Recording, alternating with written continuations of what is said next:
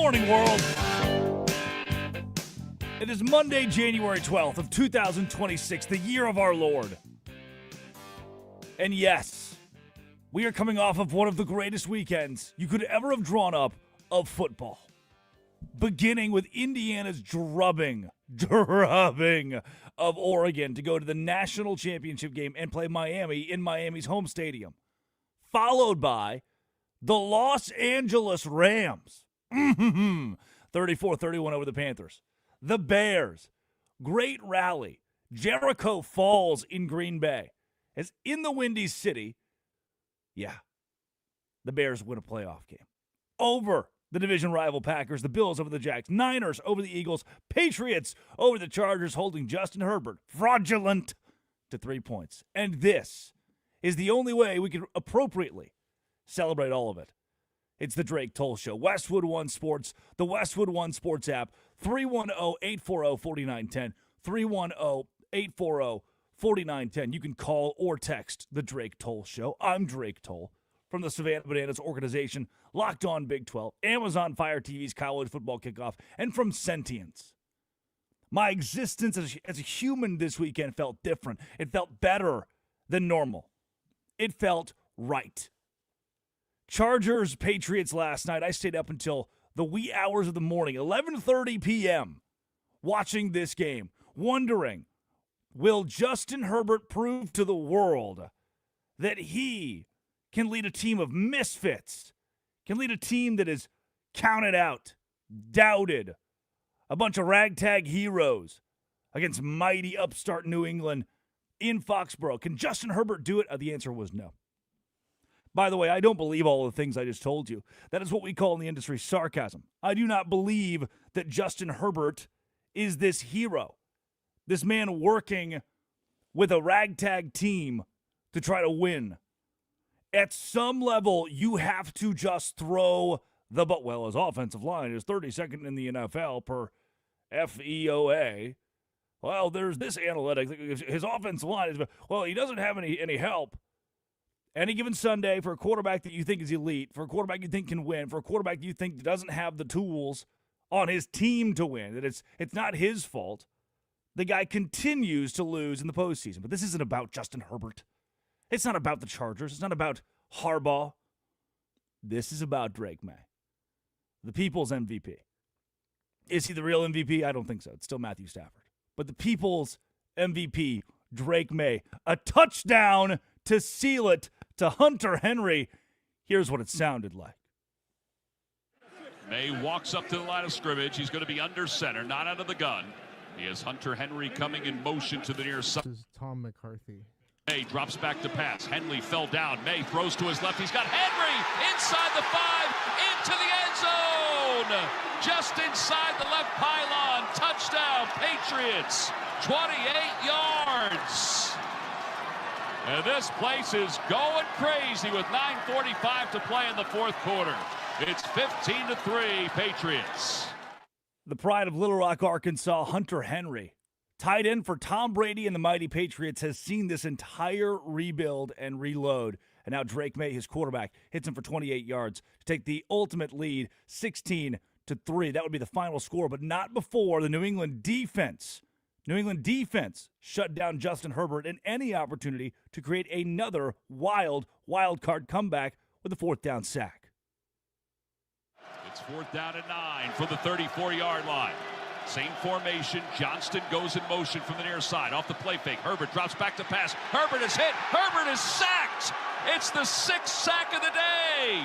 Milton Williams wraps him up and slams him down at the 43-yard line. And that is gonna do it. New England Patriots fans, feel this. Grab your own hand. Like, just hit your arm. Touch yourself. It's real. They're back. And it feels right. It feels right that there's this young, scrappy quarterback. I don't know about that. Scrappy's the right word, by the way. Watching him run last night, watching Drake Maye run, was incredible. You're back. Here's what it sounded like. Tom McCarthy, Westwood One. Here's what it sounded like when New England won a playoff game, and in its first time to the playoffs since 2021. Maye takes another knee as the clock will wind under a minute to play here in the fourth quarter. The Patriots' last postseason win was 2018. It's been a long time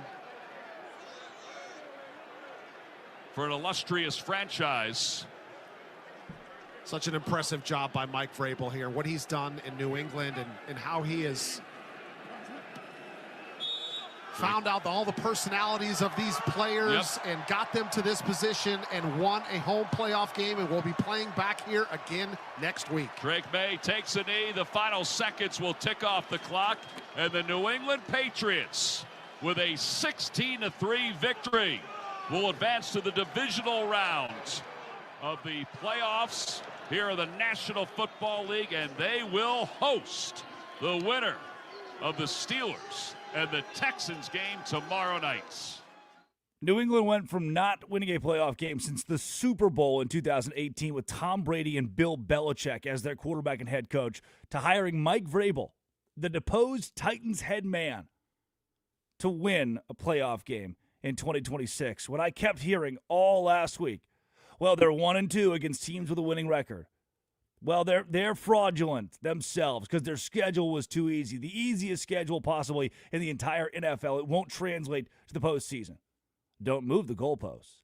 Don't tell me now that Justin Herbert's bad and the Chargers are bad and this win shouldn't count for New England, shouldn't count for the Patriots because, they won a playoff game, but it was the Chargers. They're so beat up. They're so banged up. Their offensive line is so bad. The opportunities were still there for L.A. This was still a one-score game going into the fourth quarter. They were still holding New England to field goals. 3 field goals in total on the night, just 1 touchdown. But they could only muster 3 points.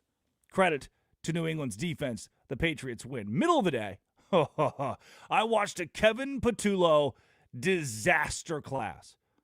It was watching the Eagles and 49ers play was the culmination of weeks and weeks of me telling you, of you and I sitting down and me saying, hey, Kevin Patullo, the offensive coordinator for the Eagles, everybody else wants to tell you he's a problem. They want to say, hey, the play calling is a problem. And I told you last week, I believe that. I think that is the case for Kevin Patullo and company with this unit. And I was correct. I was correct. But not before the 49ers dialed up everything they could to win on the road, including a trick play to Christian McCaffrey that helped ultimately seal this victory. 1st and 10 at the Philadelphia 29. Now moving from left to right. McCaffrey in the back. Iron Eagle. And they are going to fake it on a jet sweep and throw it downfield. McCaffrey over the shoulder grab. Touchdown. Jennings is the one who did it. Flag is down on the play.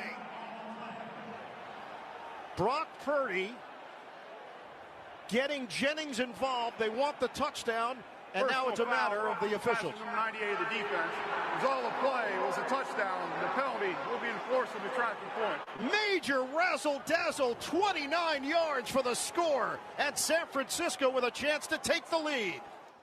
That is Iron Eagle of Westwood One Sports. But you're listening to Westwood One Sports. Drake Toll with you on the Drake Toll Show.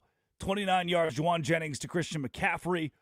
That would ultimately lead the Niners to win, but not before the Eagles had their shot. Patullo, the offensive coordinator, had his shot with Jalen Hurts, his quarterback, and the defending Super Bowl champions. With the game on the line, on 4th and 11, Jalen Hurts goes to the sideline to meet Patullo and Sirianni. And you can see it on the broadcast when he gets the call, when he learns the play, the look of dumbfoundedness on his face when he hears, hey, we're going to go, hear me out here. Inside the 25, 4th and 11, season on the line. What if we ran 4 verticals?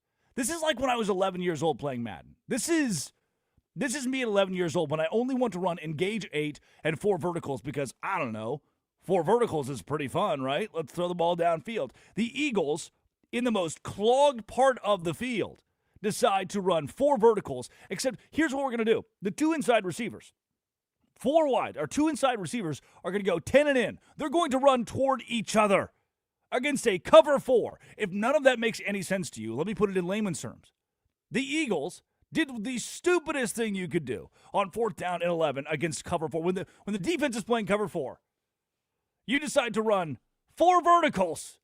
2 guys running at each other in the middle of the field. It is the best way for me to look at an offensive coordinator and say, that play, that one play might have defined your season as the Eagles play caller, and that season should be your only one in Philadelphia. Here is that final play from Jalen Hurts in the offense. 43 seconds left. San Francisco leads at 23-19. It's a 4th and 11 at the San Francisco 21. They break the huddle. Hurts, shotgun. 2 receivers left. Barkley to his left. 2 receivers right. Brown goes in motion to the outside. Takes the snap. Hurts steps up. Hurts fires over the middle into a crowd. It's broken up. 49ers come up big. Incomplete. Kendricks gets a piece. And the Eagles turn it over on downs. San Francisco takes over. And they're 40 seconds away from a victory. And just like that, the Super Bowl champions, defending Super Bowl champions, would see their season end. Final 23-19. Niners move on. Bills, Jaguars. What a game that we got in the morning. What a first game that we got between 2 teams that both I felt like deserved to win. The Eagles did not deserve to win. The Chargers did not deserve to win. But with the Bills and the Jaguars, from jump, this game was going to come down to the final possession. And it effectively did. The Jags had a minute. Trevor Lawrence had a minute at the end to try to go win it down by 3, 27-24, with Cam Little as the kicker. McDermott and company, the Bills, they had an opportunity to drain some clock here, to not give Lawrence the full minute, to drain a little bit of clock and go punch it in, win it at the very late portion of this game, but instead decided 60 seconds to go, let's just roll with our guys, score a touchdown, give the ball back to Lawrence, and trust the defense. And ultimately, that ended up being the correct play for the Bills to secure a road win. Here's what it sounded like when Josh Allen hit Kincaid for a big TD. 15-yard line. Coleman split wide right. Shavers wide left. Motion from Shakir out of the backfield. Fakes the screen to him. Allen will throw down the sideline on the run. Dalton Kincaid into the end zone for a Buffalo touchdown. He ran down the left sideline and took it in for 6. 15-yard score, and the Bills lead at 19-17. 19-17, but not for long. Trevor Lawrence and company, middle of the fourth quarter, now waning. We're getting late in the fourth quarter. Get the ball back, and Lawrence hits ETN. 14-yard line. Lawrence under center. Play action. He'll roll right. Looking. Floats at ETN with a catch at the 10. Breaks the tackle at the 5. Wow. Stumbling into the end zone for a Jacksonville touchdown. And the lead with 4:03 to play. Kevin Kugler, by the way. Jacksonville 23. Buffalo 20 in the playoffs in Jacksonville. Just for the Buffalo Bills to get the ball back, around 4 minutes to go in this game. 9 plays, 66 yards, 3 minutes off the clock. And again, you have the opportunity to run clock down from the 1-yard line. But nope, let's go ahead and punch it in. Josh Allen does it himself. First and goal at the 1. Gilliam lines up in a fullback spot. James Cook, the running back. Allen under center. Gets the snap. The push from Gilliam into the end zone. It's a Buffalo touchdown, and the Bills lead 26-24. The push for 6, and Spencer Brown gets the ball to Spike at the right tackle to celebrate the Buffalo lead. I watched their interior defensive line, and a couple of them stood up. You'll see Armstead stands up. They're not giving in anything. They're just protecting themselves there. That was allowing a score.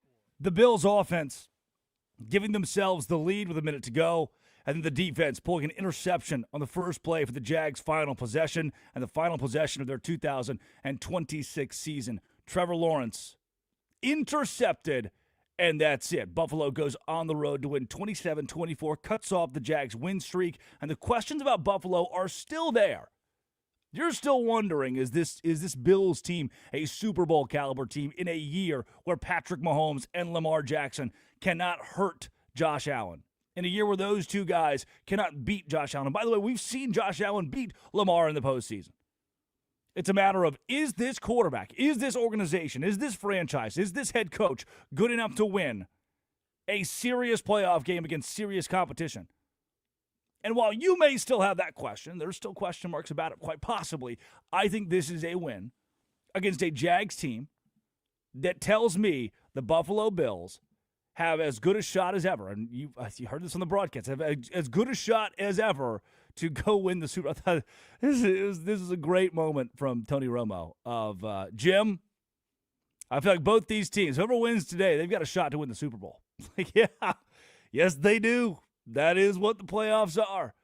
But the Bills, for me, having seen what they've done since mid-November, I have faith and trust that this year, especially as the path's a little bit easier, faith and trust that after beating a Jacksonville team on a monstrous win streak, a Jacksonville team that has mowed through opponents like Denver by 14 on the road a few weeks ago, this Bills team's legit. And I told you 2 weeks ago, I have questions about Josh Allen in the postseason, questions about when it matters most. He led his team on a game-winning drive inside of 2 minutes to go to seal this one offensively, then for the defense to pick off Trevor Lawrence and give the Bills the win altogether. Those were the 3 games from Saturday, but from Sunday, I should say. I'd be remiss if I didn't take you back to Saturday. One of the great games in postseason history in the National Football League. Packers fans turn off the radio. The Bears win it in comeback fashion. I'm Drake Toll, Westwood One Sports, Westwood One Sports app, and this is the Drake Toll Show. Imagine a sports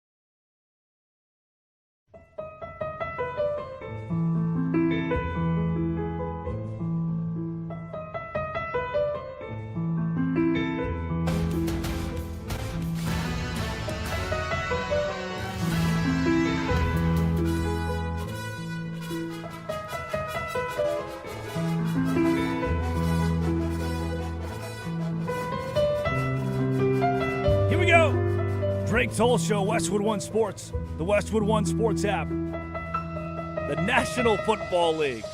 Postseason rolls on. The divisional round. Broncos, Bills, Patriots are the winner of the game tonight. There's more football tonight. Between the Steelers, the Texans, Seahawks, 49ers, Bears, Rams. Teams that went on the road this week to get wins.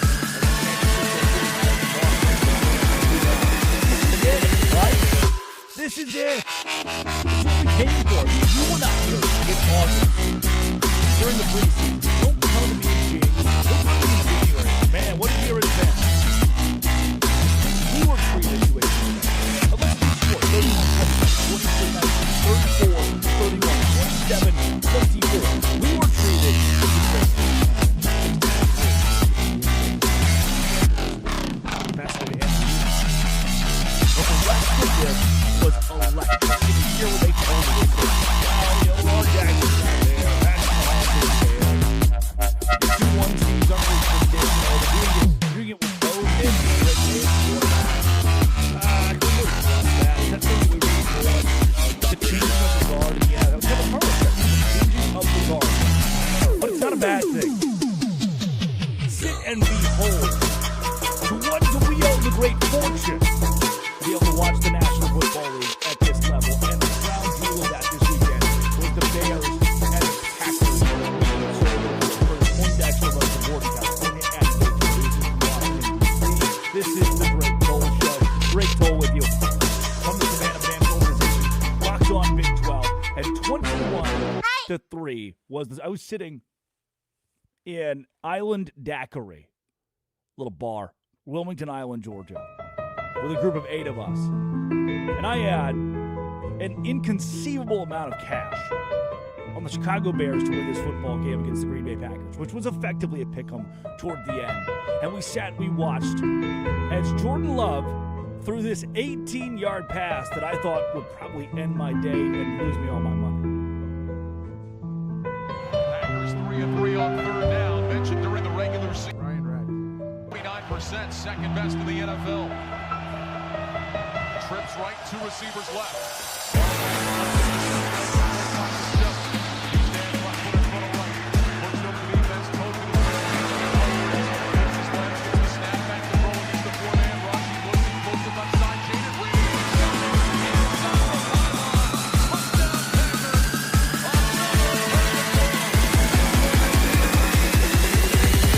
Touchdown, and the Packers have extended the lead.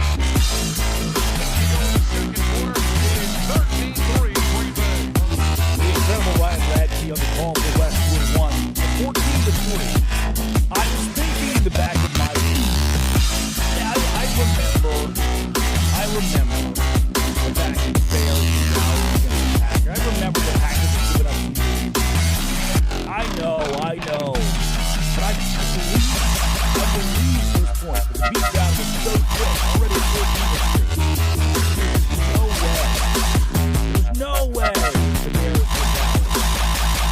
21-3, the score, touchdown run, 5-yard touchdown run. From Swift, started making Formation of Bobby Zacchaeus now is the fullback. Williams on the center takes the snap. He will hand it off to the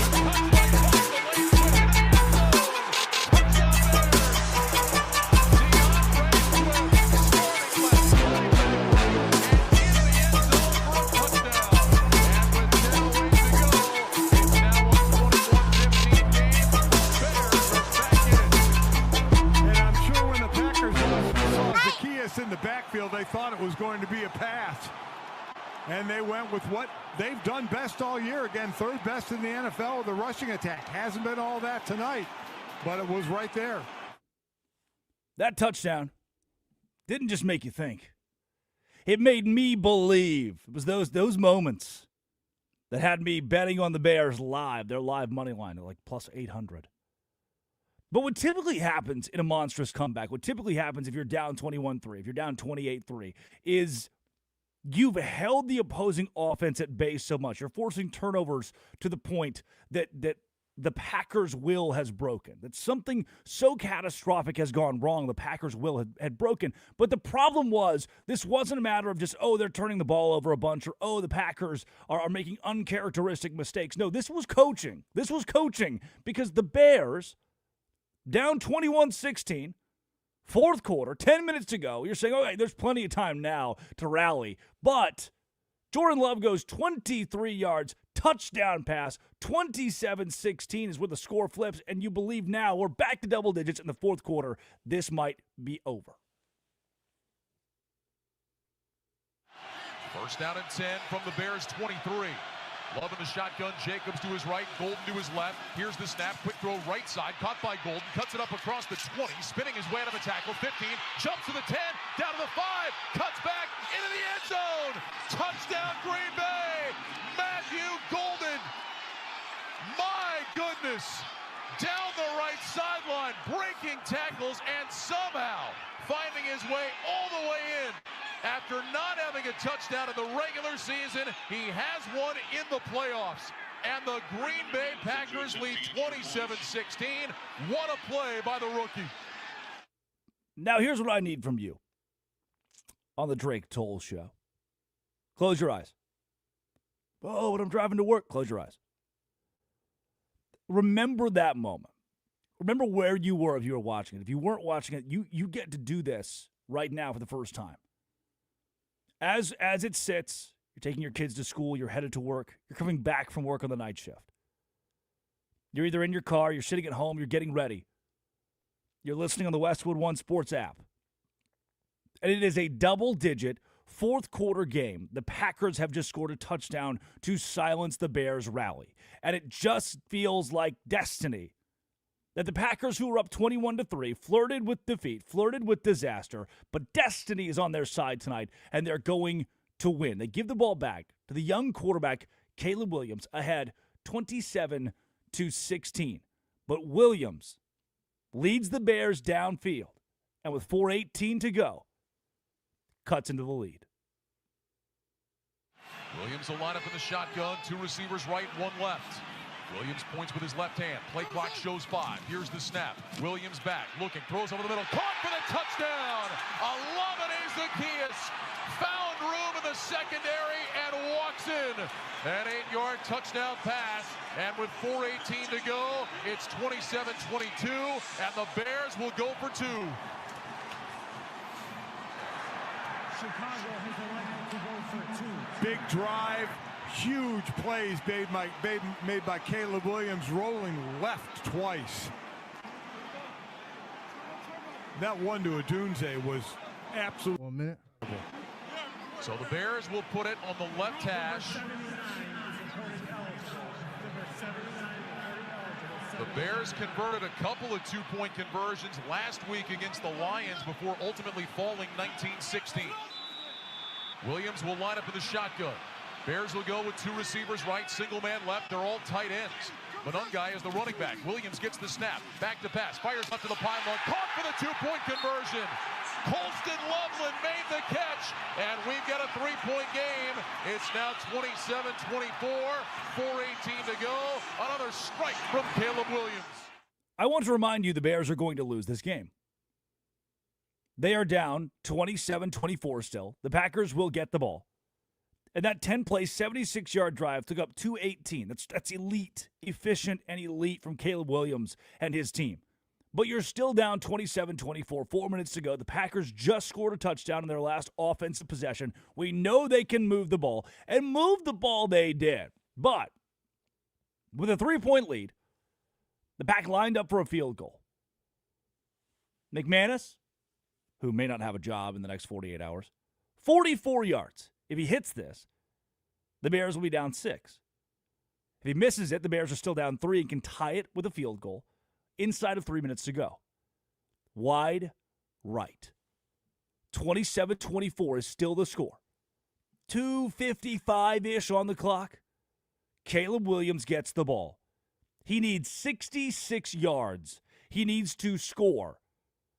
Or you just settle for the field goal, send it to overtime, hope for the best. You're in Soldier Field, you're at home, you have the momentum. But Williams said, why flirt with that when I can go down the field in 1 minute and 8 seconds, make up all 66 yards, and find DJ Moore. First down and 10. Williams will line up in the shotgun. He's got Swift to his left. 3 receivers out to the left side of the formation. Burden in short motion. Williams gets the snap. 4-man rush. Pumps to his left. Throws deep. Got a man open. It's Moore. He's got it into the end zone. Touchdown Bears. Touchdown Bears. DJ Moore. Caleb Williams with a strike. And the Bears have taken the lead with 1:43 to go. A 25-yard touchdown, and the Bears lead 30-27. Again, Ryan Radke from Westwood One on the call. Our very own Westwood One Sports. 31-27. But it's not over. That's the problem. Therein lies the issue. It's not over. The Packers, if I told you this, hey, on the last possession of the game with 1:43 left, the Packers, down by 4, are about to run 11 plays. My thought would be, well, shoot, if they get 11 plays, they've got 11 plays to work with here. Then there's a chance the Packers will come back and win this game. And they would march the ball inside. They would march the ball inside of the 30-yard line of Chicago and still have ticks on the clock to try to go win it. But on the final play, here's Ryan Radke sealing it for the Bears. Love gets the shotgun snap. He dropped it. And I have LaFleur the thing out East, and I have that ready too after this. Clock moving right. Steps up. Love looking. Still looking. He's going to throw it up to the end zone. Intercepted. No, it's dropped. It doesn't matter. The game is over. It's all over. The Chicago Bears, for the first time since 2010, have won a playoff game. The drought is over in the Windy City. Bears 31, Packers 27, and the Bears will host the divisional round next week. The Chicago Bears, down 21-3 at halftime, rally back and win it. The Bears will play on. The Packers are done. I have chills at 6:35 and 16 seconds on a Monday, listening to Ryan Radke and the Bears winning a postseason game. I have chills. And I have questions. If you are a Packers fan, you should have questions for Matt LaFleur and the coaching staff, because I just told you this wasn't a matter of turnover, catastrophe, disaster. What's happening? No, this was a matter of coaching. And this is now a trend for the Green Bay Packers. They led by 10 in Cleveland. Found a way to lose that game. Wondering to yourself, okay, I know they've given up leads to the Bears this year. They can't keep giving up leads to the Bears this year, right? The Chicago Bears have only scored 6 points all season long against the Packers in 3 games. 6 points all season long in the first half. There's no way they do it again. This same Packers team that led by 13 in Dallas, led by 9 in Denver, 10 in Chicago, and 18 in Chicago the second time around. Green Bay, dating back that 10-point lead in Cleveland, they had not won a single one of those contests. A single one of those contests. And I have questions for the coaching staff. Because again, if it's a catastrophic, hey, we had 3 guys fumble, 7 guys get hurt, what are we supposed to do? The Bears came back because of momentum. No, you had the opportunity to run the clock, to chew the clock, to move the ball slowly down the field and not hold this thing, not play not to lose, but in essence, go into 21-3. Time to hey, our field goal kicker cannot make a kick. Let's just settle in here, take time off the clock, be up 21-3 at halftime, and cruise to victory. But instead of cruising to victory, like listen to these drives. Listen to these drives in the third quarter. 3 plays, -2 yards, punt. 3 plays, 8 yards, punt. 5 plays, 13 yards, punt. The longest one of those drives was 2 minutes and 36 seconds. Oh, and by the way, Caleb Williams threw an interception in the third quarter. It wasn't even a perfect comeback for the Bears. They didn't have to be perfect in the second half to rally and win. Fourth quarter, first drive for Green Bay Packers, 3 plays, -10 yards, punt. Still up 21-9. Here's what Matt LaFleur said to the media after the game per ESPN Milwaukee. Well, obviously, this one is going to hurt for a really, really long time. You know, when you are in complete control of a football game and the script gets flipped in the second half, And it was a lot of self-inflicted things. And, give credit to them.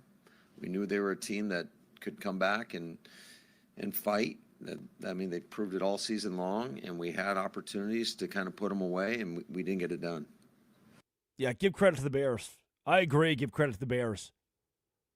But give a lack of credit, give a demerit to the Packers coaching staff, to the Green Bay Packers for giving this game away. I just told you, Caleb Williams threw a pick in the third quarter.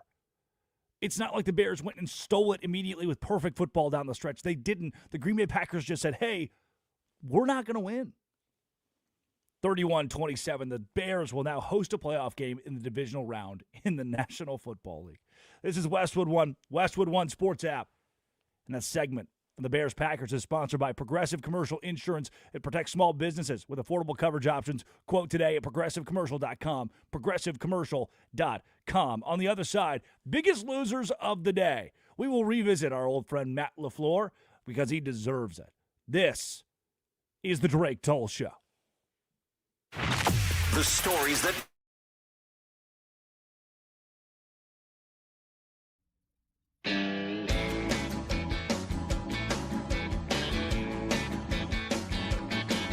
well, when I was young, my mama read me nursery rhymes beside my bed. And though they sounded mighty fine, they made no sense to me.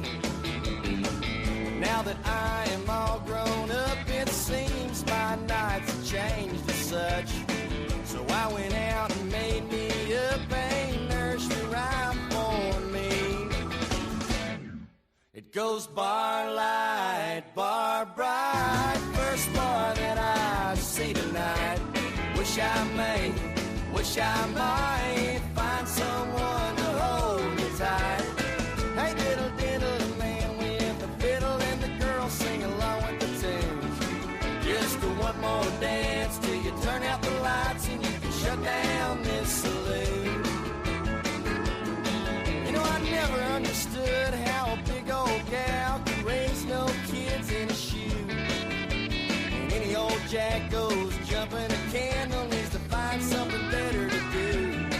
And a rub-a-dub-dub 3 minute a tub sure sounds kind of funny to me. So I made up a honky-tonk nursery rhyme, and it's the only one I'll sing. It goes bar light, bar bright, first bar that I see tonight. Wish I might find someone to hold me tight. Hey, diddle, diddle, the man with the fiddle and the girl sing along with the tunes. Just one more dance till you turn out the lights and you can shut down this saloon.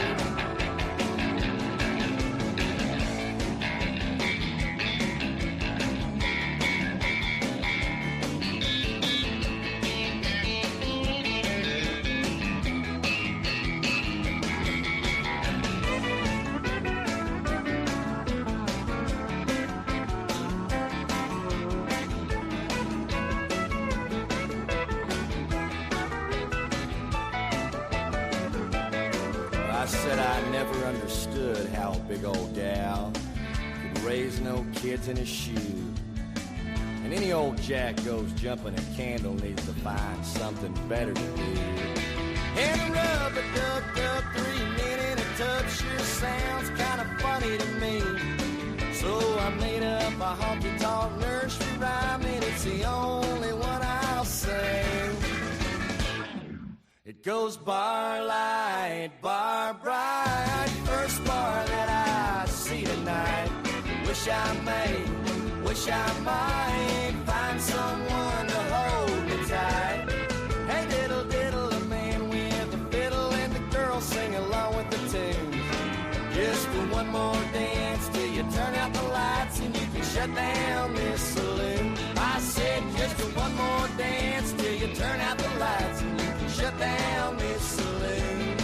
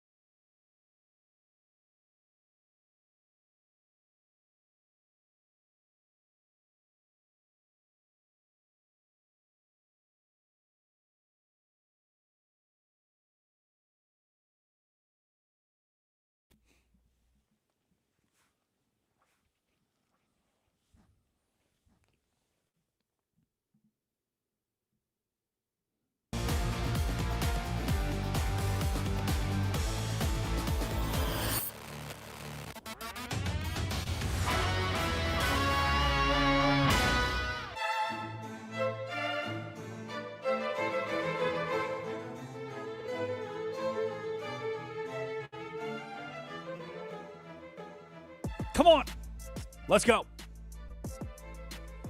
You and me and us together, we're doing it. It's on a Monday. Pause. The Drake Toll Show, Westwood One Sports, the Westwood One Sports app. You can call the show. That's right. Your cellular device. 310-840-4910. 310-840-4910. Broncos will host the Bills. Seahawks will host the 49ers. Oh, do you feel that? Do you feel what just happened when I read that off? That little thing in your stomach that's like, whoo, oh, it's great. Bears and the Rams. Wild. The Rams are favored by 3.5 right now, and Buffalo favored by 1.5. A pick 'em effectively, but leaning Buffalo in Denver for next week in the AFC Divisional. And the Patriots will host the winner of the game tonight. You forget. You forget. We will have playoff football this evening between the Pittsburgh Steelers, who are back in the postseason, and the Houston Texans, whose defense may be the best in the National Football League. It's Texans and Seahawks, my favorite two units in the NFL. We get that tonight. This is a beautiful, beautiful thing. 310-840-4910. Drake Toll, the Drake Toll Show. Addie Bates produces from Washington, D.C. Curtis Poindexter runs the board in Culver City, California. Addie, good morning. Good morning. How are you? I am going to dub myself the biggest loser of the day, one of our many biggest losers of the day, and I'll allow you 15 seconds to tell the people why it's important to have Outlook, the Microsoft app. So Drake has a problem where he likes to text my boss and I about random stuff and when meetings are because he refuses to download the Outlook app. So he doesn't have a calendar. He relies on us to tell him when his meetings are, when he needs to brush his teeth, how to put on pants. It's absolutely ridiculous. It was at 10 o'clock last night. He had all the meeting times wrong because he doesn't have a calendar. Did you know that in the Outlook app you can add the weather to your calendar? News to me. Oh, my gosh. I was yesterday years old when I found out the Outlook app. You know, here's what's crazy. I think we have the coolest job in sports. You're sitting in Hoover, Alabama. You're driving right now in Foxborough, Massachusetts, thinking about the game last night. You're in Aurora, Illinois, just outside of Chicago in a suburb. You're still riding the high of the Bears game, and we're all going to work, right? I have the coolest job. Talking about sports on the radio is the coolest job in the world. But it's still that word. It's still that J-O-B. I still have to have calendars. And so I didn't know Outlook was a thing until last night. Addie, can I read you some statistics, please, before we get into our real biggest losers? I'm giving myself the first biggest loser to appease you. Can I give you some statistics, please? Sure, why not? All right, delayed response, but fine. Unread, not misread. That'd be even weirder. Unread emails, 98,789. Unread texts, 2,039. Unread phone calls, missed phone calls, 324. And unread Twitter notifications, 371. I also, for some reason, have two unread Ticketmaster notifications. I live with little red bubbles on my phone. And I regret nothing. I regret nothing. There's no telling how many meetings I've missed in my life between the Savannah Bananas, Locked On Big 12, and now Westwood One Sports because of not having the Outlook app. Thank you for changing my life for the positive. Curtis Poindexter runs the board in Culver City. Curtis, do you have Outlook on your phone? I do not. Thank you, Curtis. Actually. Yep.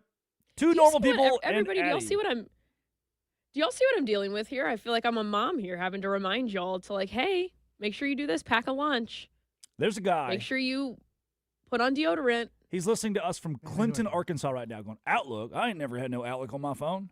And that's a guy that I relate to. Welcome to the real world, baby. Welcome to the real world, Yep. okay?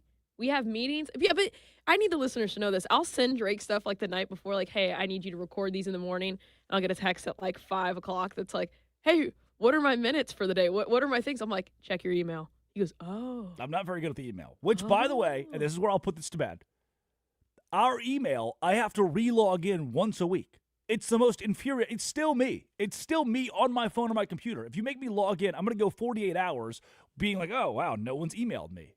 Didn't realize I just haven't logged into my email. I am the first biggest loser of the day. By the way, welcome to the real world, my ass. And that's a pun. because the guy in Clinton, he's probably at auction right now buying a donkey. And the donkey's son, because the donkey's son has not been weaned yet. Not been weaned yet. So he buys them in a pair and he puts them in a field and he hee-haws all morning, all day. That's the real world. In the middle of nowhere in Arkansas is the real world. Time for our biggest losers. Are you the donkey who hasn't been weaned yet? Maybe in a lot of ways we all are. Do you ever think about that? Maybe we all are. Drake Toll, Westwood One Sports, the Westwood One Sports app. Our first biggest loser of the day. Yeah, there it is. There's the music. I was waiting. Matt LaFleur, 21-3 leading the playoffs. What's even funnier? Matt LaFleur on the sidelines, a coach for the Atlanta Falcons during their 28-3 Super Bowl collapse. He's just good at it, man. Here we go again. He's just good at it. This is kind of what he does. The Packers, they themselves as a franchise can be on the list of biggest losers, not just Matt LaFleur. I told you earlier, those guys. I'll go through them again. Green Bay led by 10 in Cleveland, 13 in Dallas, 9 in Denver, 10 in Chicago, 18 in Chicago the second time around, and did not win a single one of those games. They lost all of them aside from that tie against the Dallas Cowboys with Micah Parsons earlier this year. Will the lack of Micah Parsons, the 0-5 stretch because they didn't have Micah, be what keeps Matt LaFleur his job? Maybe. But God bless, man. Against the Bears this year, 6 points allowed in the first half in 3 contests. 68 allowed in the second half and overtime. The biggest losers, the Green Bay Packers, Matt LaFleur, and specifically the second half of the Green Bay Packers. Biggest loser number 2 or 3. However you want to slice that. Notre Dame and the Notre Dame Fighting Irish. Why? 0. That's right. That's the number. 0 transfer portal signees to this point for Notre Dame. Haven't grabbed anybody. And you know, it's January 12th today. You should probably be grabbing your transfer portal guys, as the University of Texas Longhorns have built an NFL roster for next year. Congrats, Addy. Notre Dame, on the other hand, 0 transfer portal signees. Biggest loser. Another one. Come on, Eagles fans. Let me hear you. You're in Somerset, Pennsylvania right now. You're in downtown Bethlehem. You're walking the streets of Allentown. It's cold. You can feel it. You can feel it in your fingertips. It's cold. You're a security guard working morning shift. You just got to work at 6:30. Doesn't start till 7, but you clocked in anyway, right? The Eagles run 10-yard in routes, running at each other, while the 2 outside receivers run goes. On 4th and 11, season on the line, and Kevin Patullo says, I got to dial up my best play, guys. Everyone just run to the same spot on the field. Let's run the proverbial Hail Mary from like the 25-yard line. See what happens. That earns you a spot on the Drake Toll Show's Biggest Losers. My last biggest loser today comes from Facebook. So it's on a Facebook reel. That's how you know you're getting old. That's how you know you're getting up there. Champion Forest Baptist Church, they're calling it the Camel Incident. Yep, weird but true. During a Christmas performance at Champion Forest Baptist Church, a woman was injured after being kicked by a camel. That's right. Transported to a hospital for treatment following the incident. Hood News Peeps, not sure. I'm not familiar with this news outlet, but Hood News Peeps reached out requesting an update. She lived, they say. She is stable. But yeah, this is biggest loser. These performances that people are still doing where they're bringing live animals like camels, horses through these auditoriums and arenas and buildings.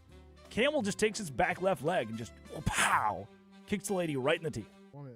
Oops. Biggest loser of those live animal shows. Biggest winner today. This is a new one for me. McKee Sport, 2-hour delay on Tuesday. Yep, 2-hour school delay. On Tuesday, January 13th, from a McKeesport Area School District, Deer School District, parents and guardians. Due to the Steelers playoff game, all district schools and offices will operate on a 2-hour delay on Tuesday. Appreciate your understanding and flexibility. Thank you for your continued support of our schools. That's a winner. Donald L. McFan, the superintendent. That's a winner, baby. McKeesport Area School District, congrats. You're going to school at 9:30 tomorrow, just so you can stay up and watch the Steelers beat. That's right, I said beat the Texans. Those are our biggest losers of the day. When we come back on the Drake Toll Show, we got a whole lot more, including our obituaries. Who is dead? Many people. Drake Toll Show. This is Westwood One Sports.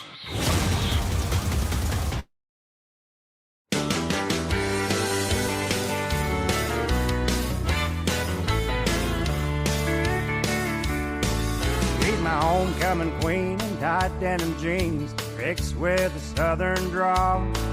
Likes fried green tomatoes, cornbread, and potatoes, and she doesn't have a single flaw. She could program computers or get a job at Hooters, make imagination run wild. Fulfill my wishes, knock me down with kisses, and put me to sleep with a smile.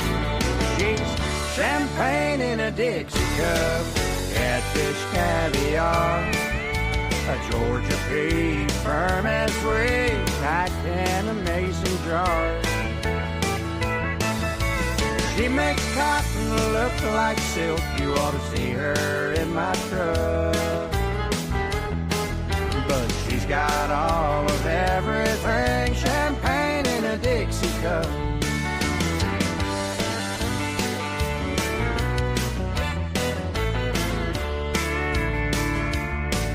Find a place in the country, raise some little pumpkins, listen to the robins sing.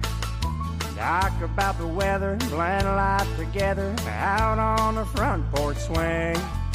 Count lightning bugs, hold hands and hug, let out a rebel yell. Well, there's nothing like a sunrise, a good sip of moonshine, nothing like a southern belle. She's champagne in a Dixie cup, catfish caviar, a Georgia peach, firm and sweet, packed in a mason jar. She makes cotton look like silk, you ought to see her in my truck. But she's got all of everything, champagne in a Dixie cup.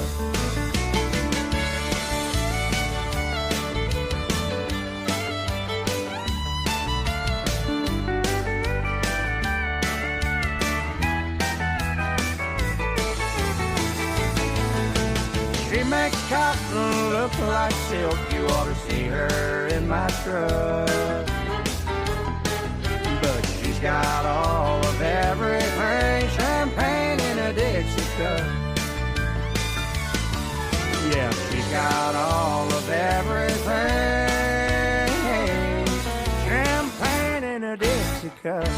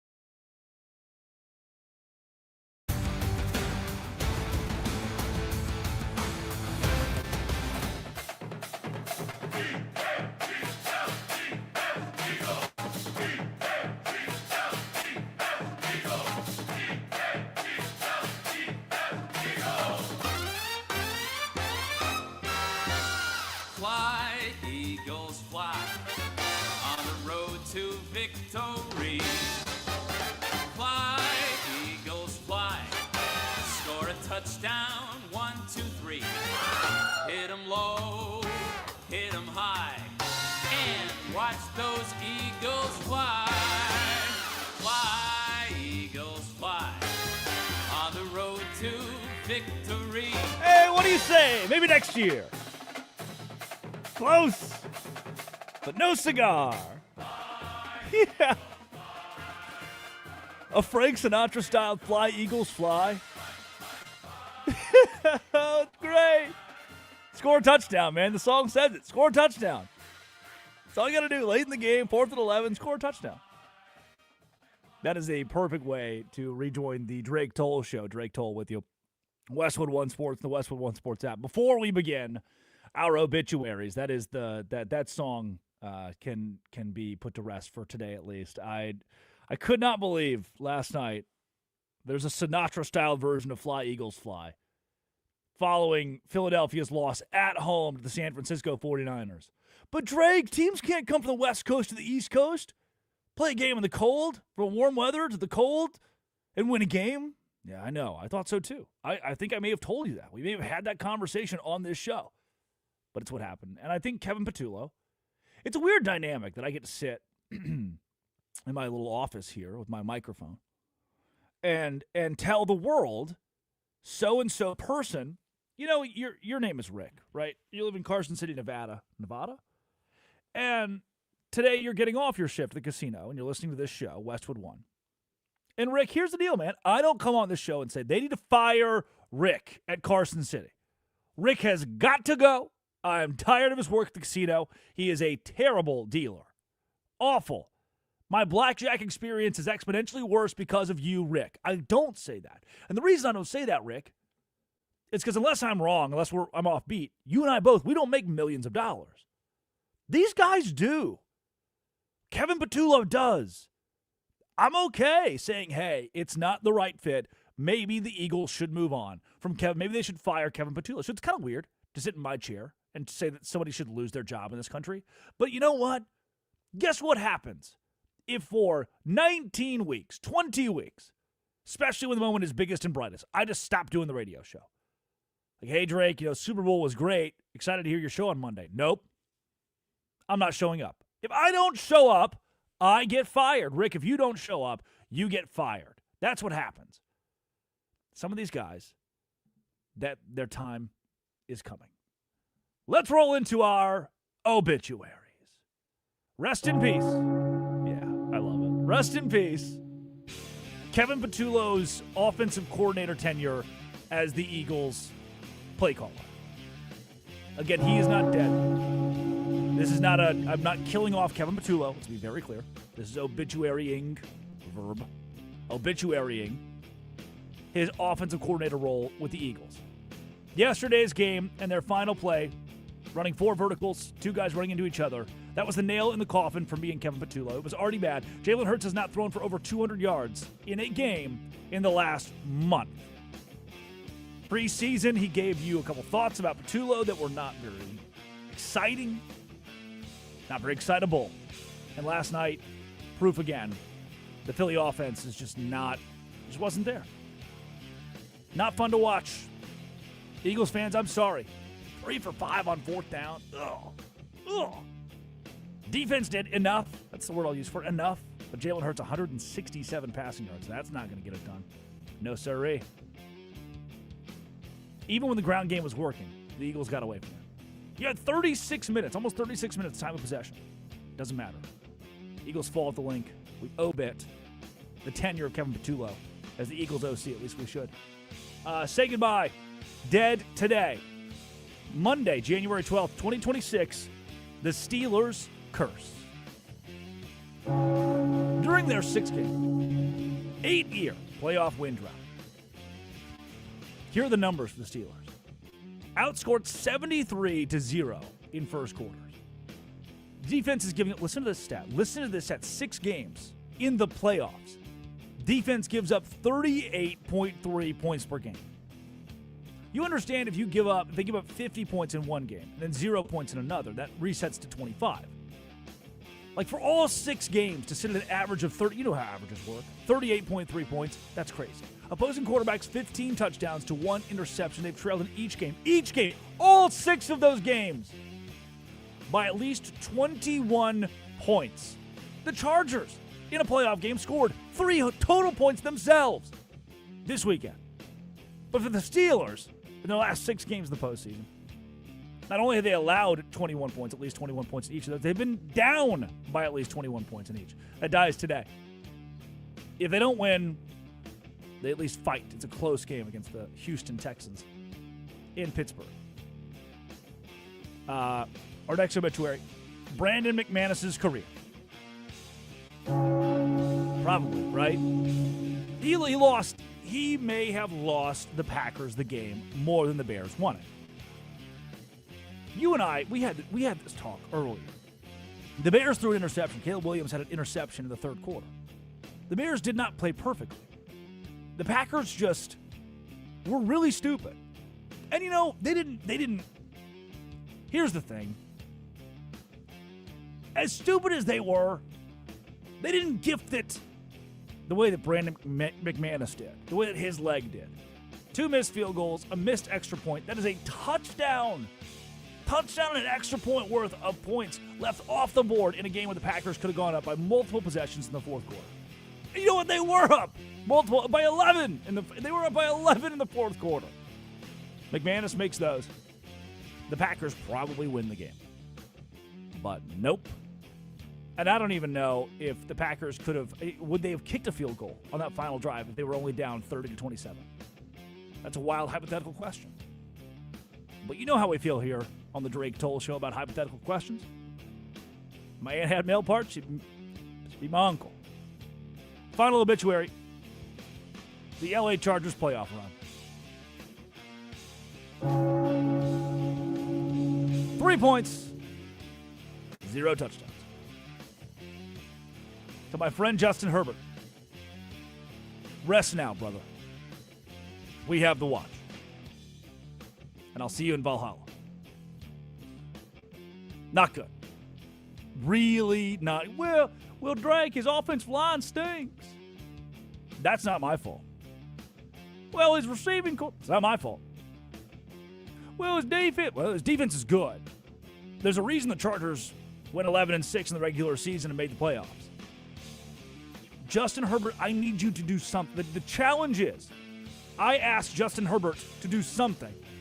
Justin Herbert responds with 19 for 31, 159 yards, 0 touchdowns, a 25 QBR. I can count that high.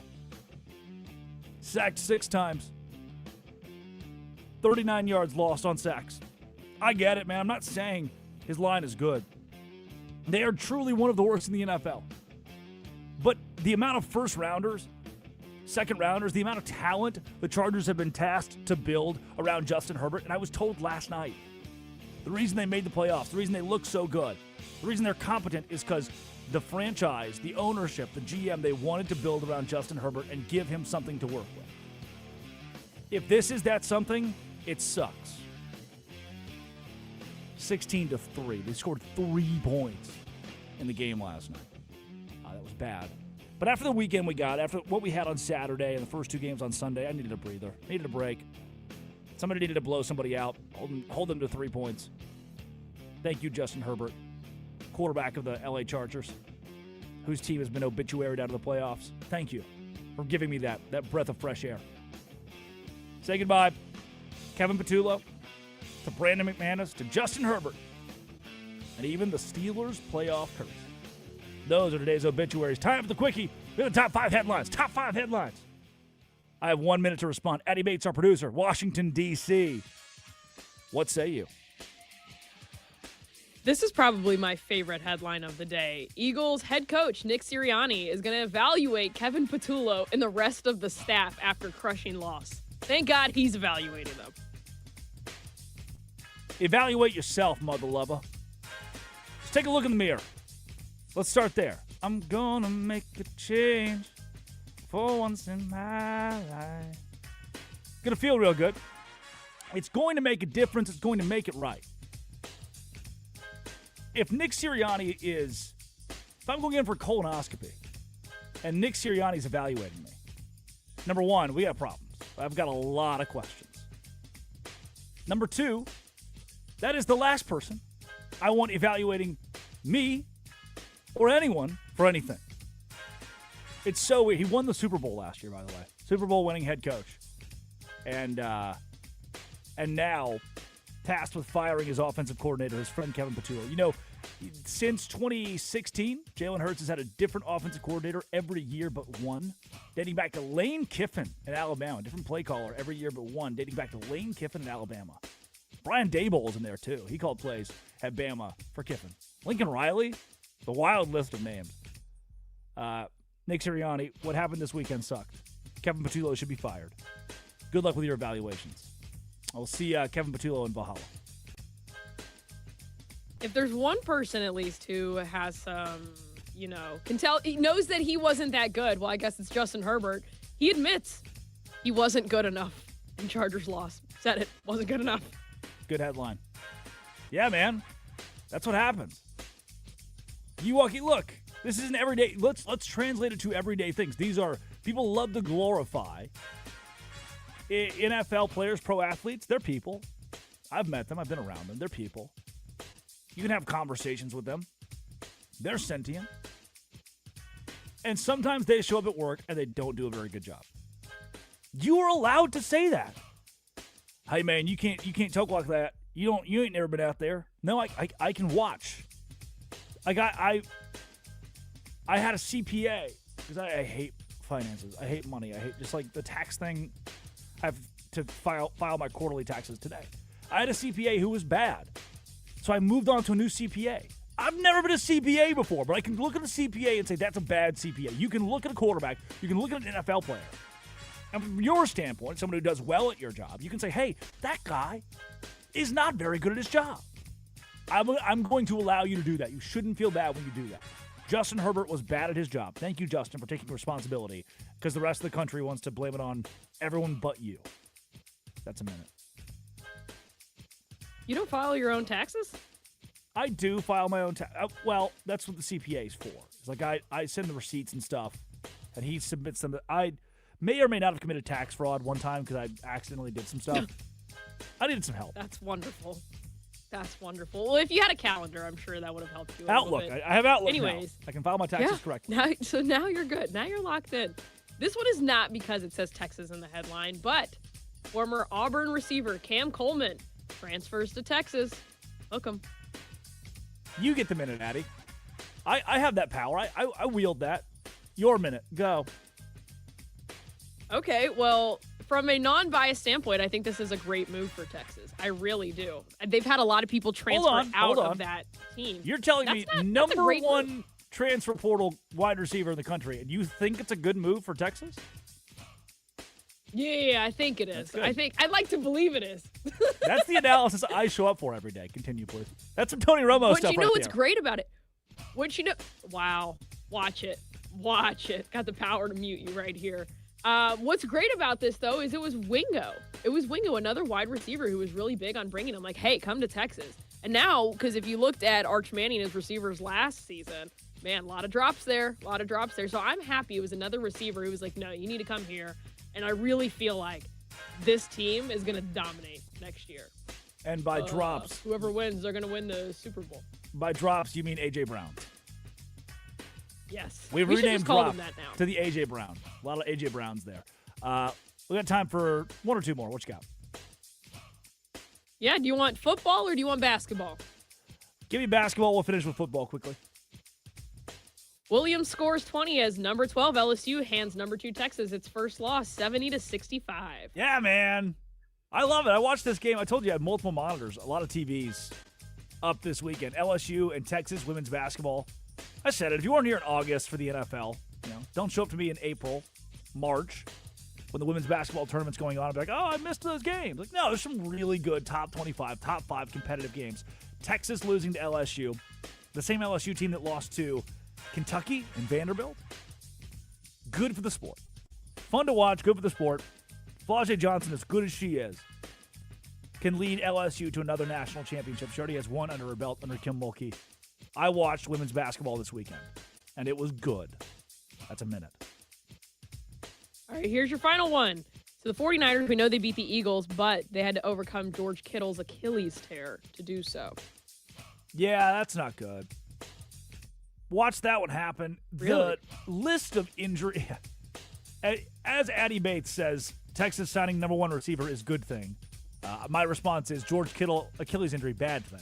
That's what you show up to the Drake Toll Show for. You're like, shoot, I didn't see it that way, but now I get it. Now I understand. Not good. Let's start there. That's my Tony Romo take of the whole situation. And also, it's the reason I thought that the 49ers would lose to the Eagles. I put my money where my mouth was. Is the injury list for the 49ers continues to pile up. The defense was piling up already. George Kittle being out. If they are to continue this run in the postseason, if the 49ers are going to beat the Seahawks on the road, the movie, the documentary will be very, very good when we talk about the injuries on that roster. That is the Quickie. 5 biggest headlines in sports. Minute to respond. Minute-ish. More or less, give or take. Around the corner. Just around the bend. Idiot of the day. And there are many. Did we talk about Tony Romo yet? Our idiots of the day on the Drake Toll Show. Could it be you? Are you one of them? Westwood One Sports, the Westwood One Sports app, 310-840-4910, 310-840-4910. You can call or text the show. This is the Drake Toll Show. Wild Card Weekend wraps up.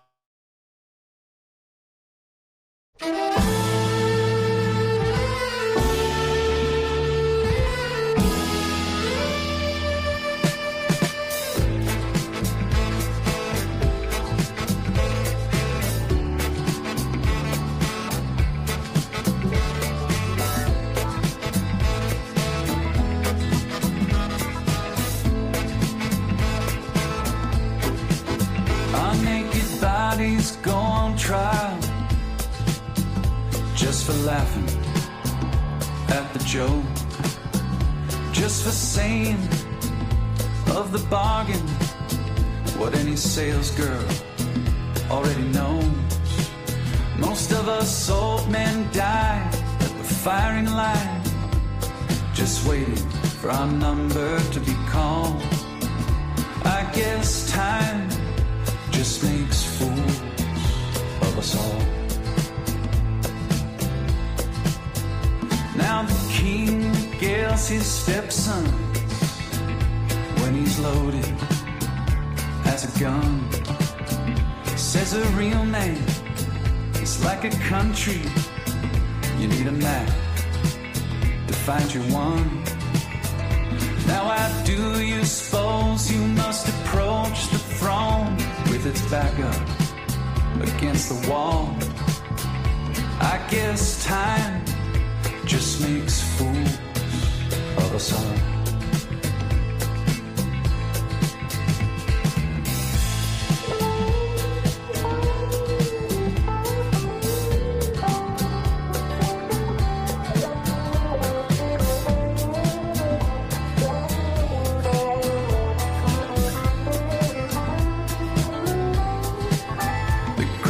Minds of my generation gladly conscripted in the war of defending any Goliath that would deign darken the door. Now with your genius for picking battles, it's no wonder every helmet is too small. I guess time just makes fools of us all. I guess time just makes fools of us all. My drink is watered down. The champ is on his knees. He lost the rematch. He lost the comeback. He lost for charity, but that's the job. It's what gets the asses in the hall. They came for a beating, and he came to brawl.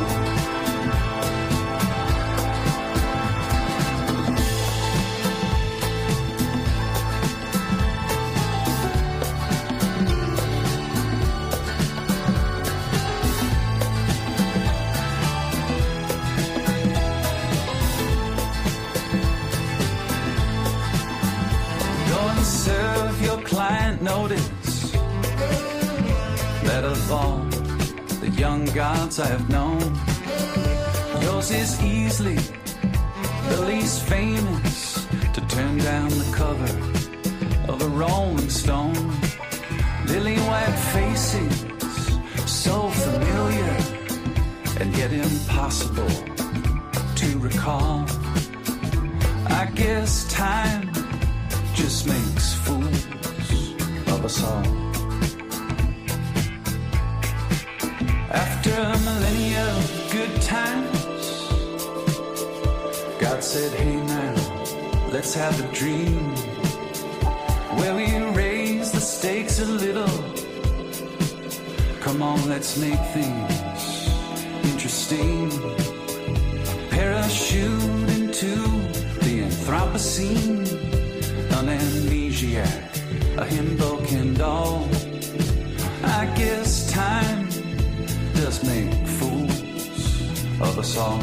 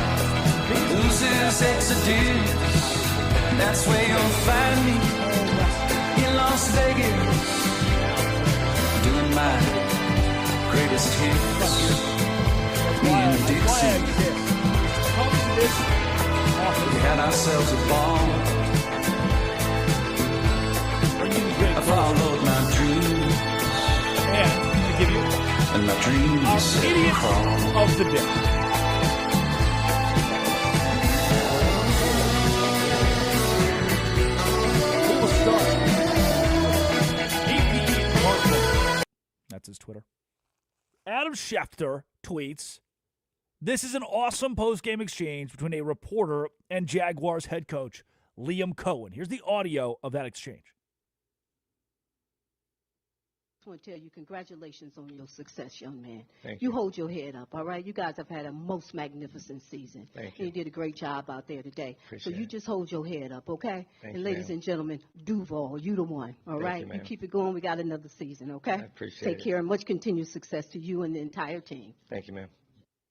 Now, look, I have been a credentialed member of the media. I've got a few of them. It's commonplace to hang them on your wall. I've been in press conferences where there are bad reporters. Again, I told you, some people are bad CPAs. Some people are bad at driving a bus. There are bad reporters. This is a wholesome moment where if you're a stickler, if you're I went to college for this, and I'm a journalist, and I don't think that there is no place in media to credential a member like this, to allow this into our locker rooms, to allow this level of unprofessionalism into our life, to allow this humanity, empathy, kindness. No place for it here. Mark Long, my first idiot of the day today. Maybe Mark's a nice guy. Based on this tweet, I don't see it. He says to Schefter, by the way, we're disagreeing with Adam Schefter here. Crazy person to disagree with. Nothing awesome, Mark says. Nothing awesome about fans and fake media doing stuff like that. It should be embarrassing for the people who credentialed her and her organization, and it's a waste of time for those of us actually working. I've been in those press conferences. I've been in there with Kim Mulkey. I've been in there with Matt Rule. I've been in there with Penn State head coach Matt Campbell. And you know what? Sometimes those places are vile and loud and aggressive and mean. And this is just a lady who writes for a small town. I mean, yeah, it's a small market. Jacksonville's a smaller market. Oh, it's a big city. Yeah, it's wide. Smaller market. Who's just trying to be nice to Liam Cohen, who lost a playoff game as the head coach of the Jags to the Bills, to Josh Allen and the Bills, and she's just saying, hey, congratulations, keep your head up. I'd probably want to hear that a little bit. There's probably a little bit of reprieve as a human being where you're going, you know what? Because I'll tell you this. I was trained. The first time that I heard this clip, I thought back to my time in Waco, Texas, where the Waco Tribune-Herald reporters were these like grumpy, mean men. And if something like this would have happened, they all would have tweeted like Mark Long and said, nothing awesome about this fake media doing this stuff. But I started now I think about this from the standpoint of, you know what? Some people are just trying to be good human beings. Some people are just trying to add a little nicety to intense and sad situations, and I'm not going to call them an embarrassment. I'm not going to make this an embarrassing thing. First idiot of the day, Mark Long. Mark, maybe you and I would get along if we had a meal together or something, but that's number one. Second idiot of the day today is Tony Romo. Oh. You know, I'm not this kind of guy usually. I listen to the games, and I have announcers that I like and announcers that I don't like, and it is what it is. Cool. But yeah, man, Tony Romo was it was interesting. He had a very interesting game. I too caught the same line the rest of the country did and thought, oh no. Tony Romo, in calling the Jags-Bills game, says, and I quote, whoever wins this game has a real shot to make the Super Bowl. That's how important this game is. Yep. He hit the nail on the head there. Warren Sharp says, yeah, you don't say. Welcome to the playoffs. It was not the best game for our friend Tony Romo. I love listening to Greg Olson. Everybody loves to hate on Tom Brady. Oh, Brady's terrible in the booth. I don't care like that. I listen to these guys and think, you know what? Good for them. Good for Joe Davis. But this weekend, listening to Tony Romo on that game, you know, this game's a big one. Whoever wins could go to the Super Bowl. You're right. You are right, Tony. And our final idiot of the day, Marcus Freeman? Question mark? Really bad couple of weeks for the guy who decided to opt out of his bowl game. Since December 1st, Marcus Freeman has been left out of the playoff, become a national punchline for opting out of the Pop-Tarts Bowl, which was fun and awesome, and dudes rock again. But Marcus Freeman said, we don't want to do any of that. It's too much fun. We're going to go home. Left out of the playoff, opted out of the Pop-Tarts Bowl. He's landed 0 players in the transfer portal on a scale of 1 to good. That's bad. I mean, if I'm a player, I don't want to go think about my last game, my last bowl game, my last contest as a college football player. My head coach forfeiting that, telling the team we're not playing. I don't want to go to that place. And now Freeman has been accused of battery at his son's high school wrestling match. That's awesome, man. That's awesome. Left out of the playoff, declined the bowl game, 0 players in the portal, and accused of battery at his son's high school wrestling match. Heck yeah, Marcus Freeman. Heck yeah, lands himself on Idiot of the Day today. Ethos Life. Today's show, The Drake Toll Show, Westwood One Sports, the Westwood One Sports app. The easiest way to get life insurance in 10 minutes, up to $3 million in coverage with no medical exam. Just a few health questions. Get your free quote at checkethos.com. Not available in all states. Checkethos.com. Let's move on. The Drake Toll Show, from our Idiots of the Day back to the NFL postseason as we recap each game that occurred over the weekend and preview tonight Pittsburgh and Houston. Matthew Stafford and the LA Rams in a game that was far closer than many of you expected. In a game on Saturday afternoon where they went to Carolina and won a game in gritty fashion as a 10-point favorite, allowing 31 points and still pulling out the victory. One of the reasons the game was so close was Bryce Young and Bryce Young's legs. Here's him punching it in from 16 yards out. It's 11 for 20 so far. He's got trips to the right, 3rd down and 10. Tenoroa and McMillan wide left. Snap to Young. He surveys. He climbs the pocket. He scrambles up the zipper of the defense. Cuts inside 5. Dives for the end zone. Touchdown! His shimmering silver helmet was in there first. And Bryce Young gets back to his feet to celebrate a Panther touchdown from 16 yards away.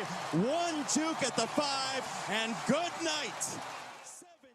17-13, Los Angeles, 37 seconds in the first.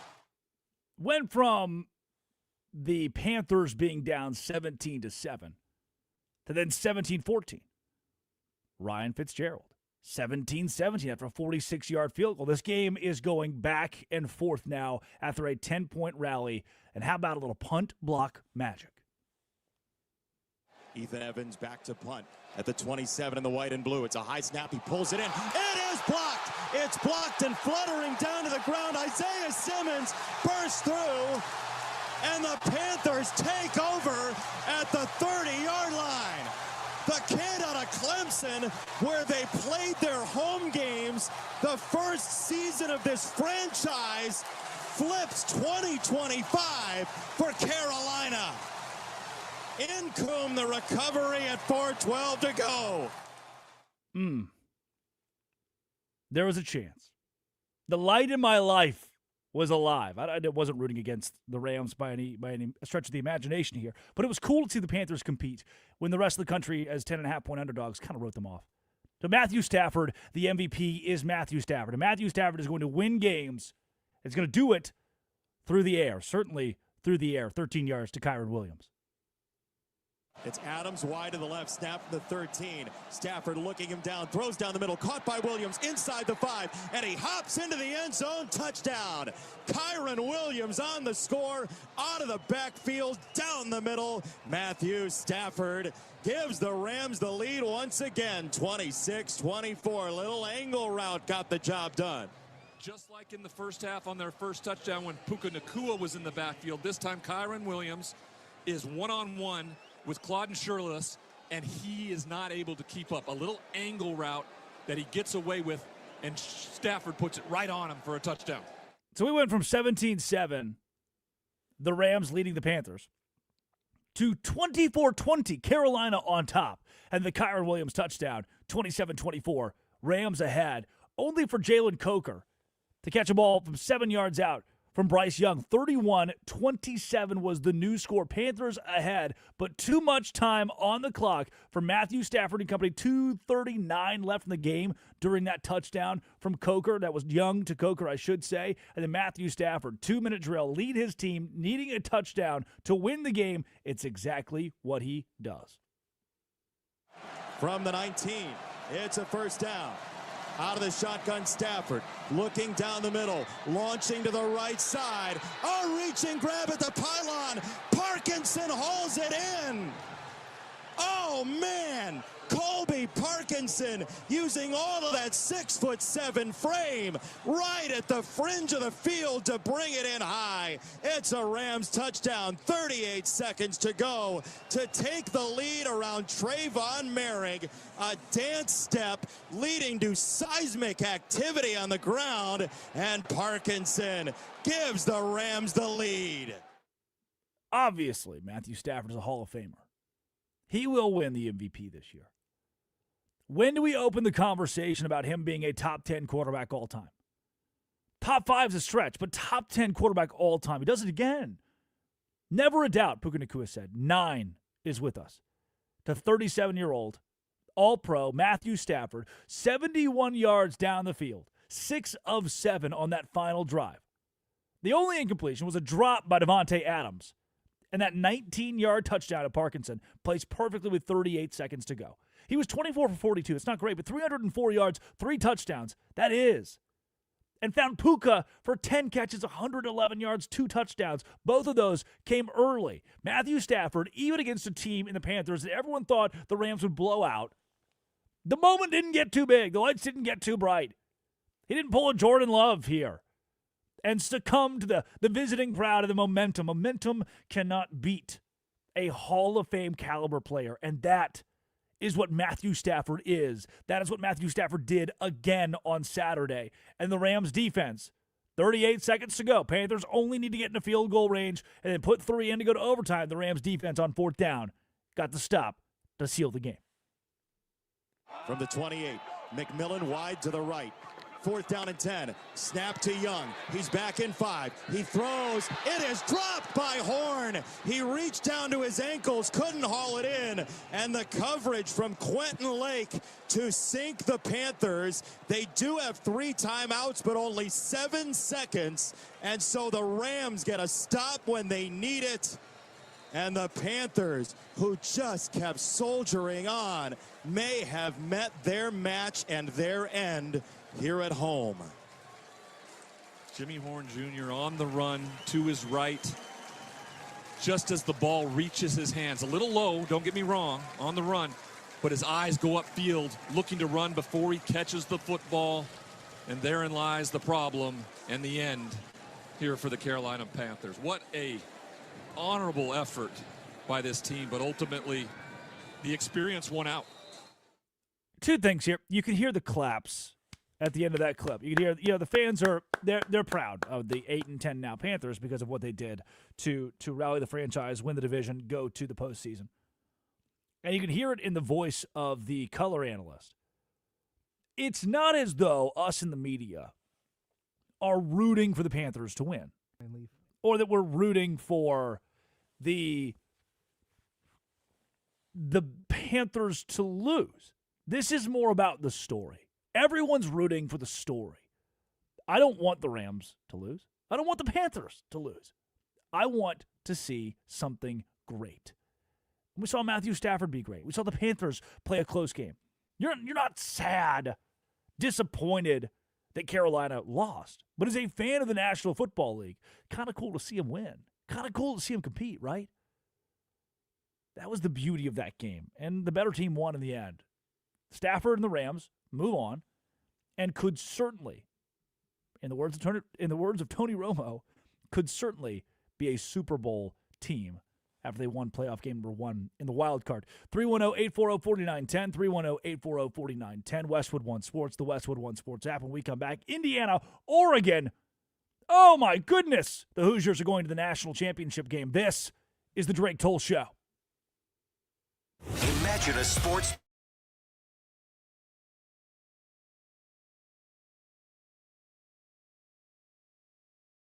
Yeah!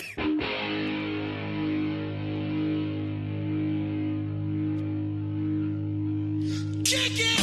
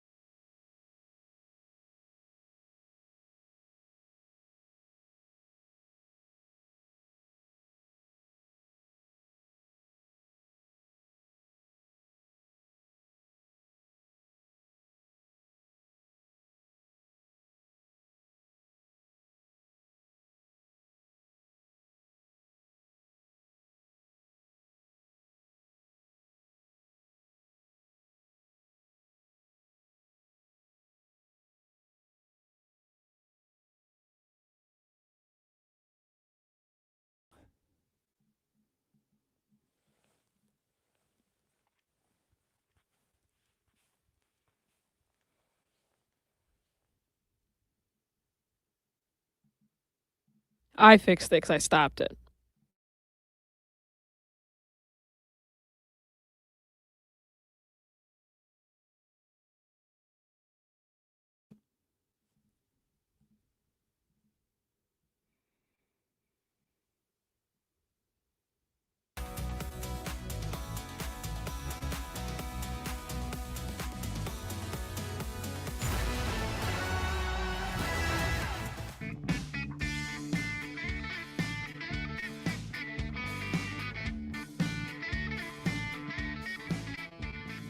Come on now. You know what we haven't gotten to yet today is college football. And I know there's a massive weekend in the NFL. And we've talked a lot about the NFL. I love the NFL. But Indiana and Oregon from Friday needs serious attention. It needs your attention. If you love football, you are missing out if you are not watching the Indiana Hoosiers and Curt Cignetti play this year. Google me. Curt Cignetti, in 2 years, has turned Indiana around. This is like taking, genuinely, you ready for this?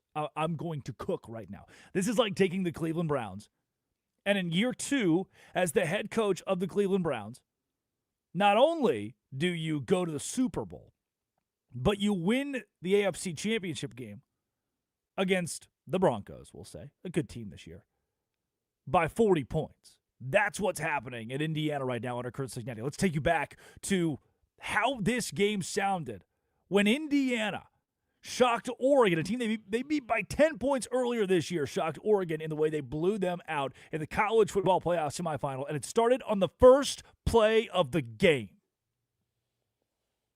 And we'll see who comes out there at the running back position. I'm assuming it's going to be Noah Whittington, but we'll have to wait and see. It's a game-time decision for Oregon. Nope. It's not going to be Whittington. It's going to be Dare Hill Jr. Don Fisher? Here is Dante Moore ready to take the snap. Drops back, throws the football. Here we go! Intercepted! D'Angelo Pons! Touchdown! Unbelievable! D'Angelo Pons intercepts the first throw of the ball game. That is Don Fisher, the Hoosier Sports Network. A kid with the last name Pons scores a touchdown on a pick six against the Ducks. 7-0, Indiana leads. But just when I thought, man, could this game get out of hand? Could Indiana start to run away with this one? Jamari Johnson on Oregon's next drive answers. And Jamari Johnson go out to the right. Two receivers come left.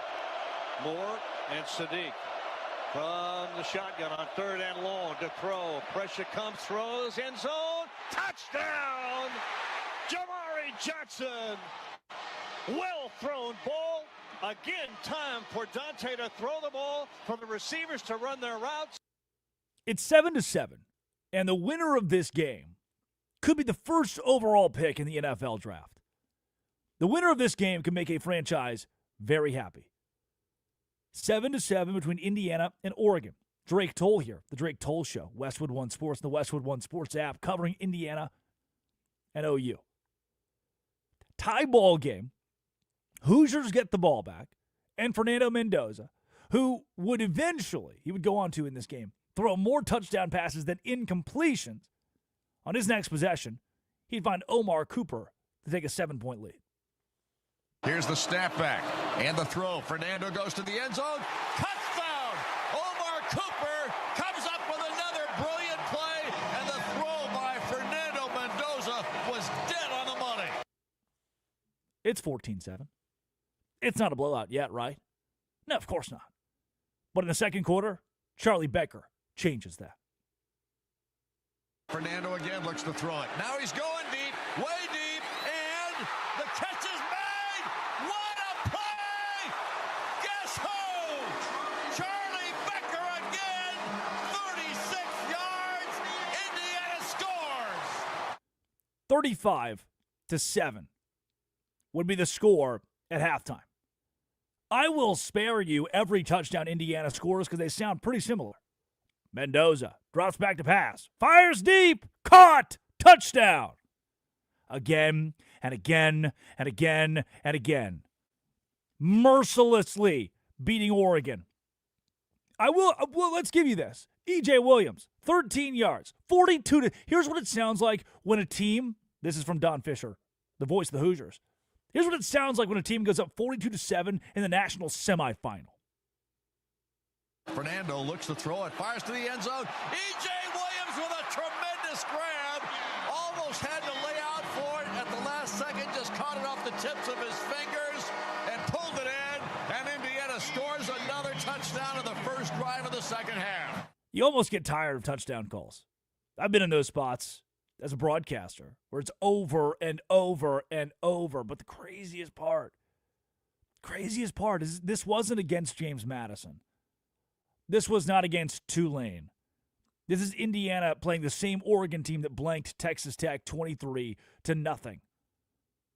This is the same Oregon team that only lost one game in the regular season, and it was to Indiana. Here's the final call from Don Fisher in the 56-22 blowout win for Indiana. 22 seconds on the final play, but Fernando is on the field, and he's going to do that victory formation, go up under center with the final snap of this football game. That will be it. Teams come from the side. Coaches will come out. I think Dan Lanning was congratulating Mendoza down below. Class act. Give the man his dues. Number 1 Indiana, 15-0. Set to play Miami in the national championship game at Hard Rock Stadium in Miami Gardens. Here's the problem, is Miami plays its home games in Miami Gardens. Connor Stallions, you'll remember the Michigan guy, Connor Stallions, the sign stealer. He chimed in this week when Mark Cuban asked how Indiana fans can get tickets to this game. He said, typically, tickets are when there is finite demand, because we'll say Miami and Indiana are playing a game at the Rose Bowl in the national championship. The demand is finite in those situations.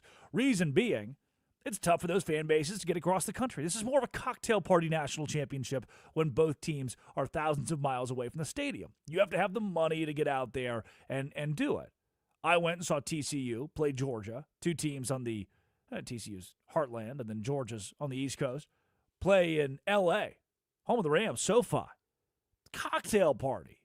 It was a lot of the halves. It wasn't this, wow, all the Georgia fans, all the TCU fans. It's tougher to get there. It's more of this hotty-toddy situation.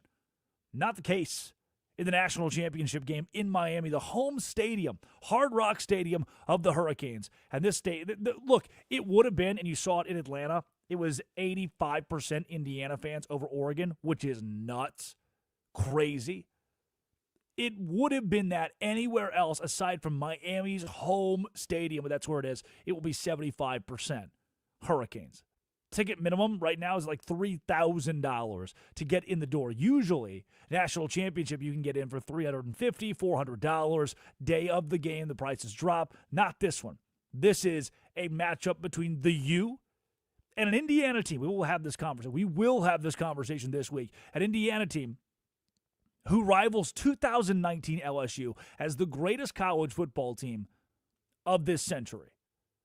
I think, and if you've watched college football, that Joe Burrow team at LSU, I think they're the best team that I've seen play over the course of the last 25 years. But Indiana, and the way they're doing it to people, what they are doing to people, the way they're doing it to people, I think they're 7-point favorites in the national title. This is different. 35-7 at halftime against the Ducks.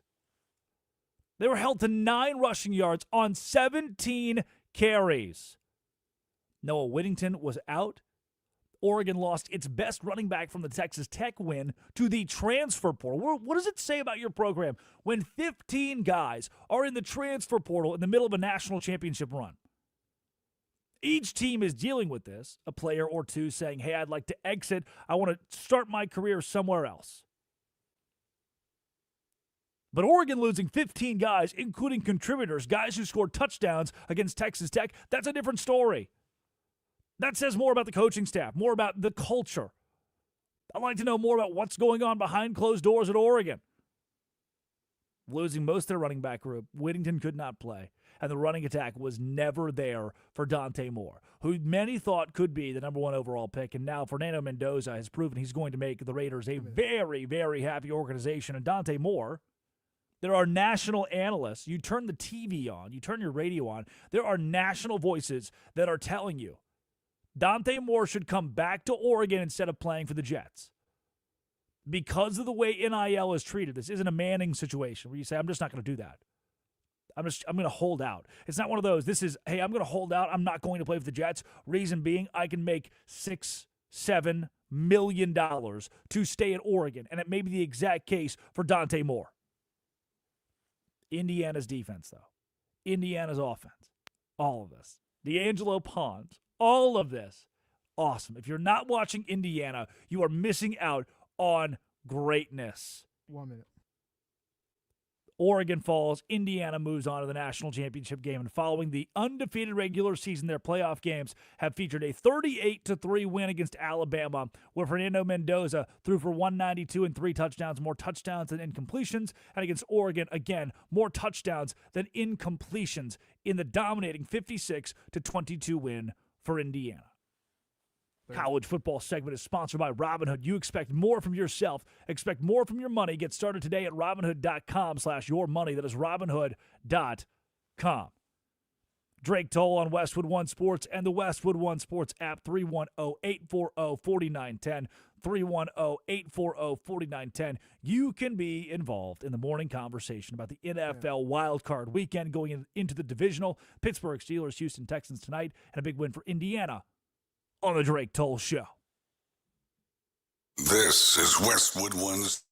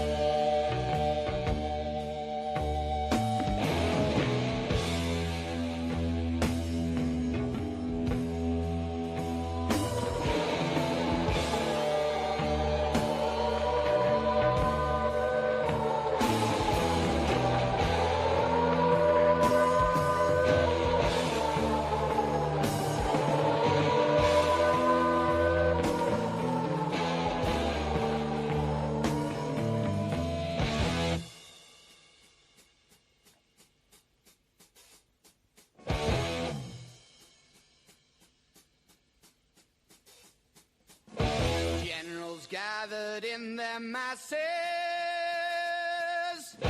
just like witches at black masses. Evil minds that plot destruction, sorcerer of death's construction. In the fields of bodies burning, as the war machine keeps turning, death and hatred to mankind, poisoning their brainwashed minds. Oh Lord, yeah.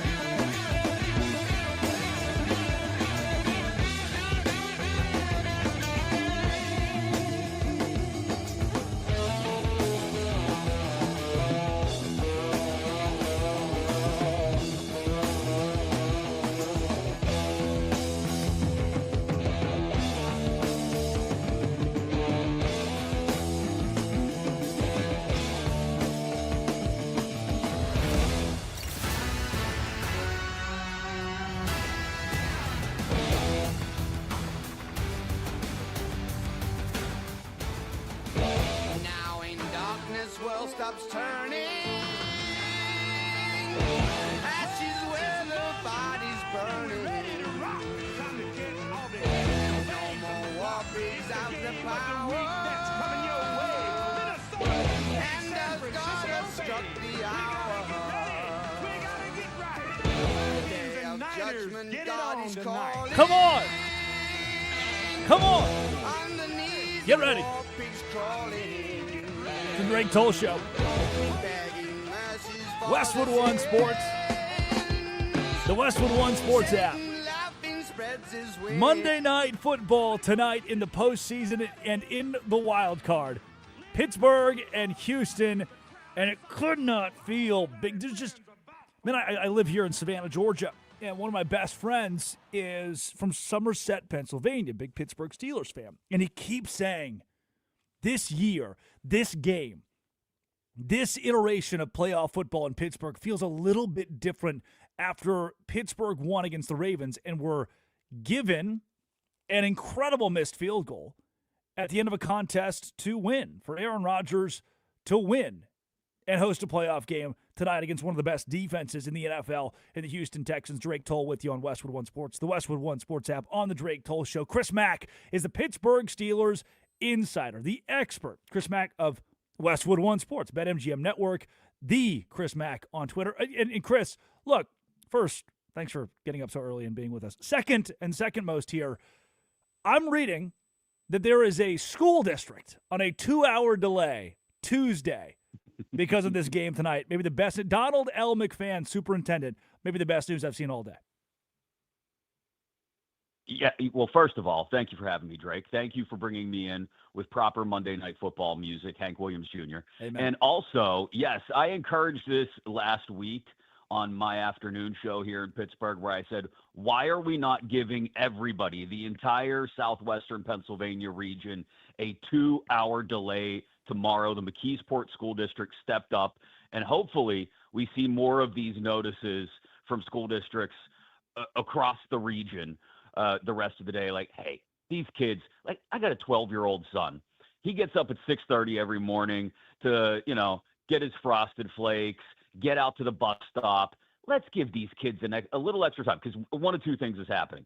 Either they're going to have to sleep off a tough loss in a home wild card game. It would be yet another year without a playoff win for Mike Tomlin, and everybody will be heartbroken. Or everybody's going to be fired up after a win against the Texans, and the Steelers haven't lost at home on Monday Night Football since 1991. And so we're hopeful that that's the case, and everybody will have a hard time falling asleep. So let's give everybody a 2-hour delay in Pittsburgh tomorrow. No doubt. Chris, I want to go somewhere different before we get into game analysis. When it comes to the Eagles and the Steelers, because I'm hearing a lot from Eagles fans who, by the way, just won the Super Bowl last year. They need to fire the coach, tear it down, start over from scratch. And in that same territory, in that same country, live the Pittsburgh Steelers, who have been apathetic, it seems, as a fan base about Mike Tomlin, who continues to win just enough, but fails in the postseason. But what I love about Steelers fans, the pulse that I'm getting from afar, is that here they are again on the doorstep, a team that the last 6 playoff games have allowed a 38 points per game mark for opposing teams. That same fan base seems so bought in on the idea of the Steelers winning against a very gritty Texas team tonight. How in the world does this fan base continue to rope itself into belief, which I think is one of the best pieces that you can have, best attributes you can give to a fan base? Well, Aaron Rodgers has given us a lot of reason as fans to believe, Drake. And inside the organization, he's given them a lot of reason to believe. For anything you may or may not think, any preconceived notions you may have about Aaron Rodgers, he has come in and been the ultimate teammate, whether it's getting receivers together every Tuesday night at his house to go over film, watching extra film at the facility, whether it be, buying side-by-sides for his offensive linemen. And I realize, look, quarterbacks around the league do that kind of stuff to recognize their offensive linemen. It's not unique, but nobody knew what to expect, especially after the protracted courtship between the Steelers and Aaron Rodgers earlier this spring. Nobody had any idea what to expect. And he has come in, he's held guys accountable, Sometimes, it's been a little sticky, him doing that, saying, hey, we've got to pay more attention in film sessions. Sometimes it's just been about being the consummate professional. Sometimes it's been about being a great teammate. But he's done all the right things, and it really has given this team a lot of reason to believe that it will be different than the last few early playoff exits, because they've got a quarterback that when you're in a situation like the back and forth nature of the end of that game last Sunday night against Baltimore, some other situations this year where they needed him to step up, he has stepped up, and they've got that veteran experience at quarterback where you never feel like you're really out of a game as long as you're within a possession late. And that has had a lot to do with, I think, the Steelers fan base also finding that belief, being fired up. I mean, it's like I said, a Monday night game in Pittsburgh. The Steelers traditionally play well in these spots. You've got a relatively inexperienced Texans team. I know C.J. Stroud has been to the playoffs.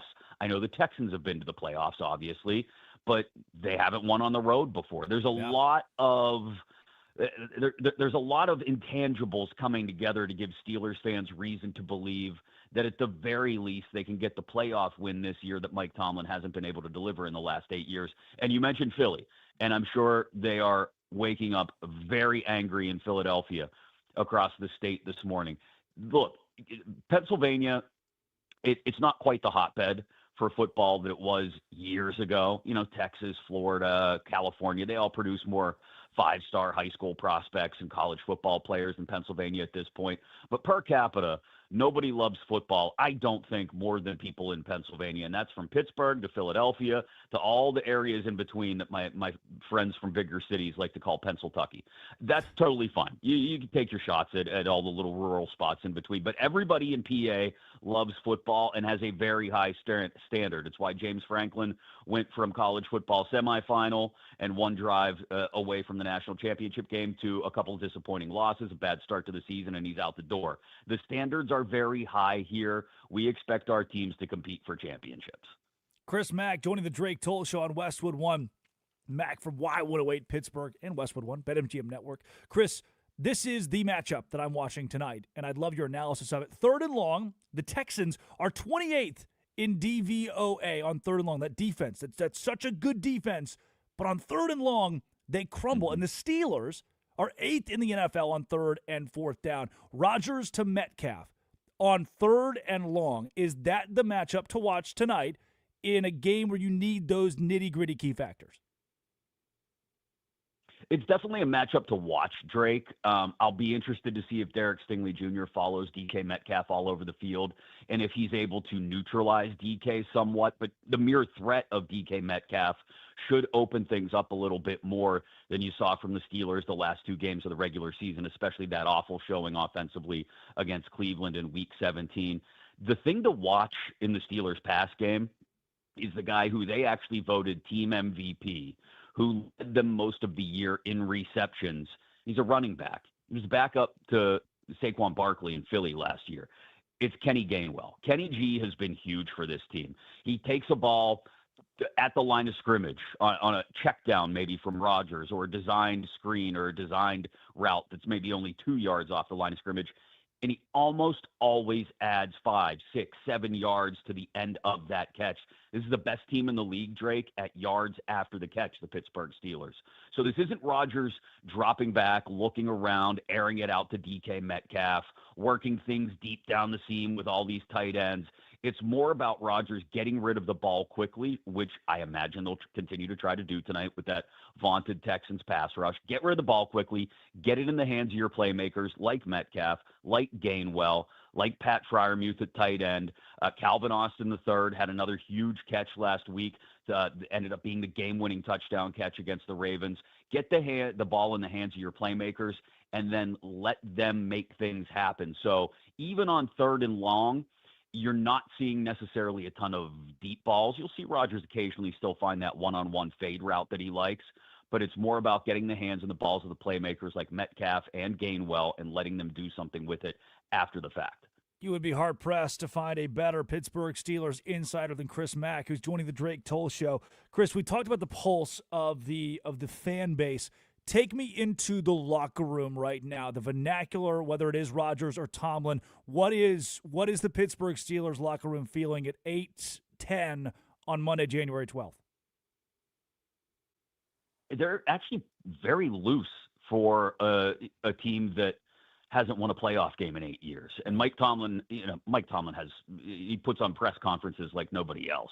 I mean, he drops these little nuggets, these little Tomlinisms, as we call them here in Pittsburgh. And he had another one this past Tuesday during his weekly press conference when asked about the playoff drought that he's been in for nearly a decade now. He said, "I'm not going to unpack my bags on the bed of the collective," which is just, you picture Mike Tomlin walking into a hotel room with 53 guys and opening his suitcase right there on the bed. The visualization is great.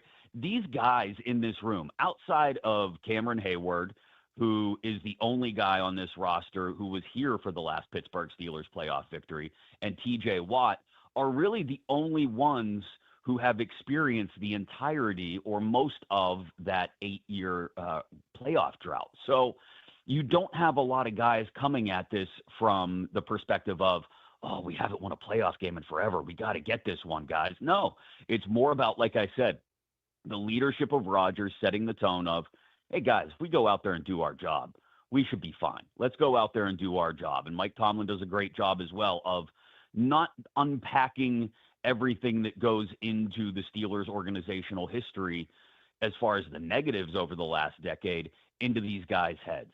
And so they are loose. They don't seem to be a tight bunch that feels like we've got to get a playoff win tonight. It's Monday night at home. And I think that will be curious to watch very early in this game. Like I said, a Texans team that has never won a playoff game on the road, going into Pittsburgh on a Monday night, an indoor good weather team coming up here where it's going to be in probably the mid to upper 20s, a little bit of a breeze. It's going to feel like January football. The terrible towels are going to be twirling. It's going to be loud. And as much as we've talked about Danielle Hunter and Will Anderson Jr. and the Texans defensive front and what they're able to do with the pass rush, I would caution people, and this isn't a homerism or black and gold glasses, don't sleep on what the Steelers pass rush has been able to do. Yep. TJ Watt is as close to 100% as he's going to get after coming back from that lung issue. Yep. And you've also got Alex Highsmith, who has been impeccable on the other side, on the other edge against the run especially. You've got Nick Herbig, who they'll put on the field at the same time as those two. So you've got three capable edge rushers. Jack Sawyer is fourth on the depth chart at edge on this team a year after putting the Ohio State Buckeyes in the national championship game. They've got talent on defense. Jalen Ramsey, who granted had his issues against the Ravens last week, has been huge for this team on the back end. Joey Porter Jr. has been impeccable at corner. I don't think you could take Nico Collins completely out of a game, but if he can neutralize Collins, force the Texans to run maybe a little bit more than they want to with their 3.9 per carry rushing average, it's going to do a lot to make this a 1st to 20 kind of game. No doubt. Chris Mack at the Chris Mack on Twitter. Love the take about the defensive line of the Pittsburgh Steelers and an offensive line who I am selling for the Houston Texans. Chris, thanks so much for taking time to join the Drake Toll Show. Appreciate it, Drake. Have a great one, man. No doubt. Tonight, keys to the game. I think Chris hit the nail on the head. Defensive line of the Pittsburgh Steelers is going to be the difference if they're going to win the game. You can say it's DK Metcalf and Aaron Rodgers. And again, one thing you should note, you need to show up to your watch party tonight. You need to show up to the restaurant, the bar, and know this. The Texans defense is bad on 3rd and long. Again, 28th in DVOA. Don't say that at the bar. Don't be the guy on 3rd and 6, 3rd and 8, 3rd and 10 for the Steelers who goes, the Texans defense is 28th in DVOA this year. Don't do that. Just say the Texans defense is very good on 3rd and long. And the Steelers are very good. The Texans defense is very bad on 3rd and long. Steelers are very good on 3rd and long offensively. 8th in the league on 3rd and 4th down. Rodgers can keep drives alive to DK Metcalf. That is the biggest piece. It's not necessarily Aaron Rodgers himself. It's that ability on 3rd and long to convert when the Texans will allow it. And, of course, again, the matchup between the Steelers' defensive line, the Steelers' pass rush, and an offensive line that I am selling for the Houston Texans. DK Metcalf is back. Aaron Rodgers his elite ball security. Aaron Rodgers, his quick release, his as he's gotten older, his ability to lean on the quick release as not to be sacked by Will Anderson Jr. Rodgers is number one in the NFL at getting the ball out quickly. He will neutralize the pass rush by doing so. Stroud's not like that. TJ Watt, Alex Highsmith, against a team in the Texans at 3.6 yards per carry. You make the Texans one-dimensional, and you have the green light to hunt C.J. Stroud. And, of course, as Chris Mack said, Quick Math said, Monday Night Football, Steelers have not lost a Monday night home game since 1991. The Texans are 0-6 all-time in road playoff games. And finally, Texans, they live and die in the passing game through Nico Collins, Joey Porter Jr., shadow coverage. If you really feel like you want to be a ball knower, if you really feel like I'm going to show up to the party tonight and I'm going to say something that blows everyone away, you get there. You're not a Steelers fan. You're not a Steelers. You're a Vikings fan at the Steelers party. You show up and you say, hey, shadow coverage. Like, whoa. Where'd that come from? When they say, where did you learn that? Where did you learn about shadow coverage? Where did you learn about Joey Porter Jr.? Where did you learn about this assignment? Don't tell them the Drake Toll Show. Don't let them know that. Don't let them know the secret. You tell them, I just know ball. I'm just a ball knower. Because that is what you are, right? Otherwise, you wouldn't be listening to this show. Drake Toll, Westwood One Sports, the Westwood One Sports app, 310-840-4910. 310-840-4910. I see already on the caller line. Here we go again. It's the crazy Boston sports fan. I guess we'll pick it up. This, what could he have to say, is the Drake Toll Show. I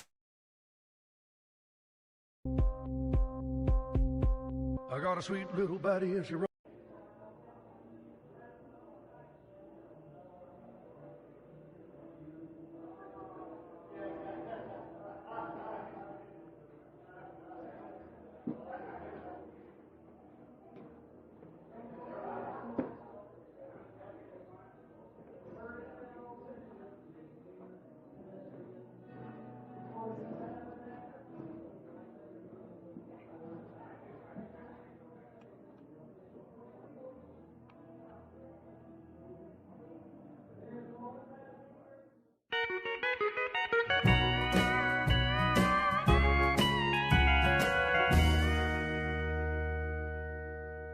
She just caught the Jamestown ferry. It's not a hot day, January, like she said it'd be if she ever left me. A case of gone was all she carried as she got on the Jamestown ferry. And she said that gone without the ever be. I didn't think that she'd leave me after saying how much she need me, but the fact still remains.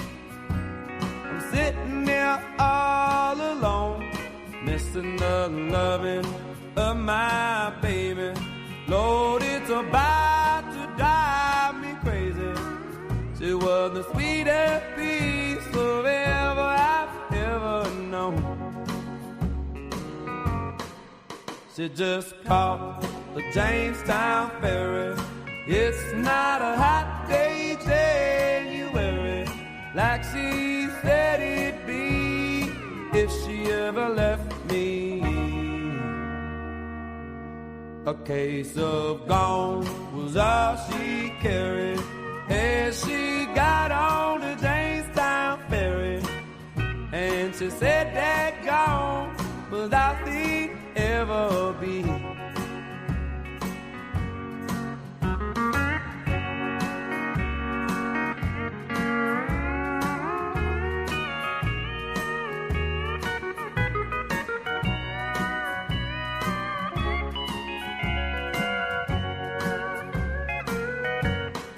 As I walk through that valley of honky-tonks and bars, I remember how she'd hold me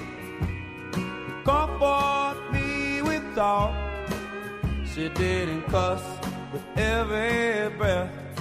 She had a soothing southern dog. Made me feel like a man through it all. She just caught the Jamestown ferry. It's not a hot day, January, like she said it'd be if she ever left me.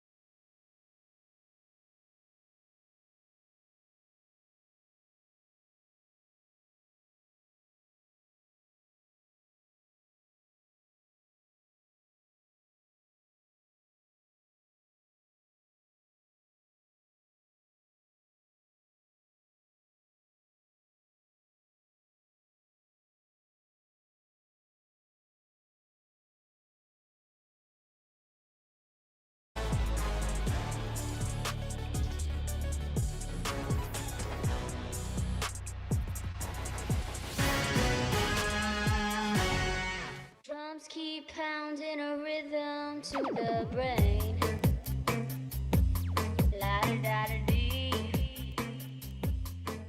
Here we go. Drake Toll with you on the Drake Toll Show from the Savannah Bananas organization, Locked On Big 12. College football kickoff on Amazon Fire TV. And what a day it is in sports. Monday, January 12th. And as you're driving to drop your kids off at school, the tiny tots, do you think they know how blessed we are to live on a week like this?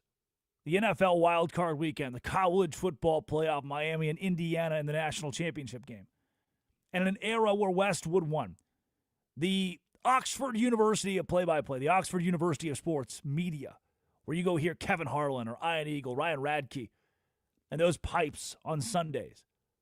That same media entity would have 24/7 radio, and you'd be right here listening to the Drake Toll Show. We all are on a floating rock, and that floating rock is headed ever closer to a floating ball of gas. And the second the floating rock gets close enough to the floating ball of gas, all of this is gone. The snap of a finger, the whole thing is gone. It's done. It ends.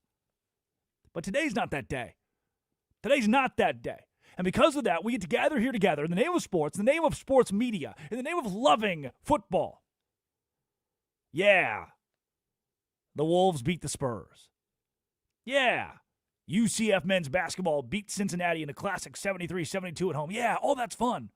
But this is built, it is predicated, it is designed on the gridiron. That's what America is. That's what we love about the whole thing.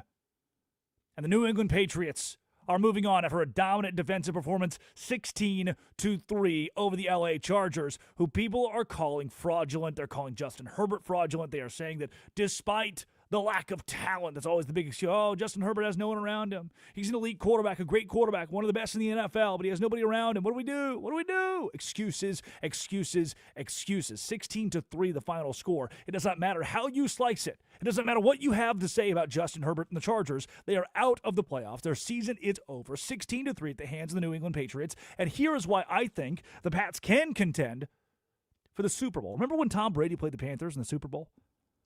MVP caliber quarterback Drake Maye. He's not the MVP, but MVP caliber. The Mike Vrabel effect, elite coaching. A balanced defense, finishing the regular season ranked inside the top 10 for yards allowed, and the offensive explosiveness, dominant line play, their championship pedigree as a franchise and organization give me hope that the New England Patriots are not fool's gold, but that this is real. And on the line, on the caller line,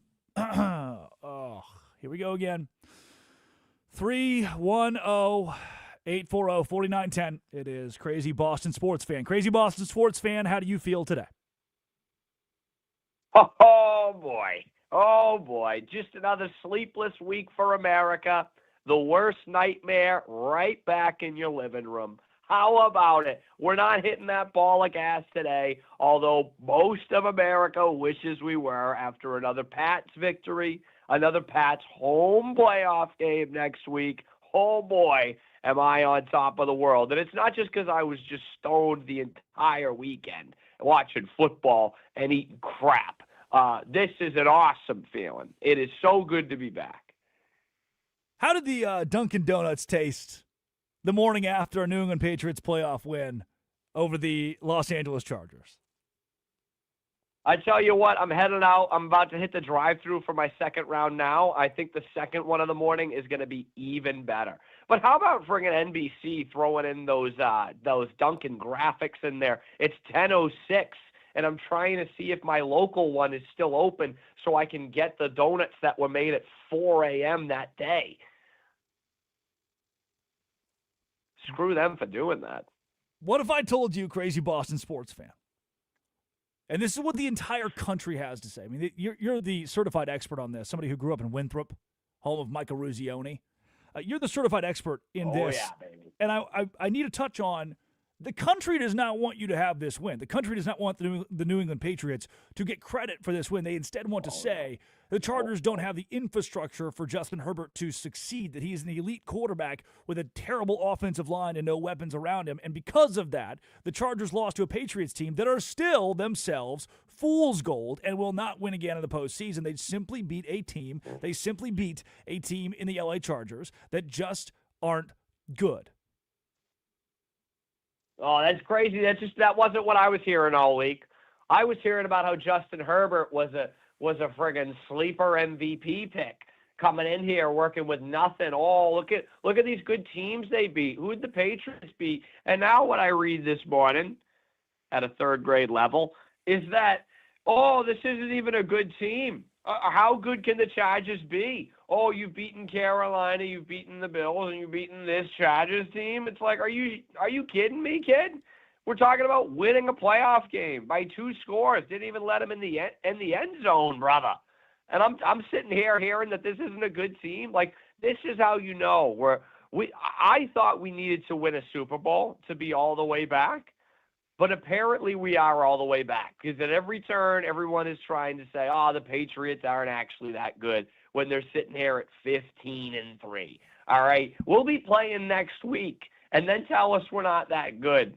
That's just, moving the goalposts all the way to friggin' Rhode Island, man, saying that this isn't a good team, that the Chargers aren't a good team because they can't even get in the end zone. That's just Zach Core for you. That's Mike Vrabel for you. That's Patriots football for you. We've been previewing quite a bit, Crazy Boston Sports Fan, the game tonight between the Pittsburgh Steelers and the Houston Texans. One of those two teams will play in Foxborough next weekend against those New England Patriots. Do you have a preferred opponent when it comes to next Saturday or Sunday? Oh, dude. You know, some people willing to offer up one of these, honestly, I'd give both my testicles to play the Pittsburgh Steelers. Oh, I'd give anything to just shut down Rodgers' sorry career. Oh, my God, it would be so awesome. Steelers can never, ever beat the Patriots in the playoffs. Like, it's not allowed. They're so allergic to it.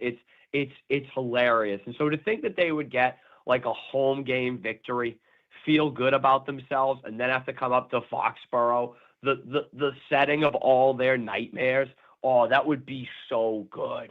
That would be so good. Oh, my God, I'd do anything to play the Steelers, man. We'd take down the Texans, too. I don't have a ton of. I mean, you think the Steelers have trouble with the Patriots in the playoffs? How about looking back at the Texans, man? Have they gotten within 3 touchdowns of us ever in the playoffs? Yeah, I'd take them too. I'm feeling pretty good about whomever comes out of this. Drake, to be honest with you. But I'd give up potential children to play the Steelers. Before we get you out of here, crazy Boston sports fan, insufferably, the Boston Bruins are winning. Oh, yeah.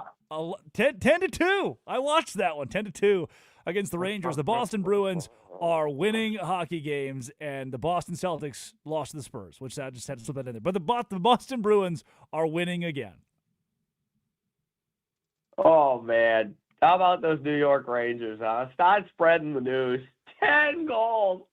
10 goals, man. And New York scored the first one. Marat, who's the Dino? David Pastrnak had more points in that game than the Chargers had in their game. Twice as many. Who let someone score 10 goals in an NHL game? What league is this? 2 hat tricks.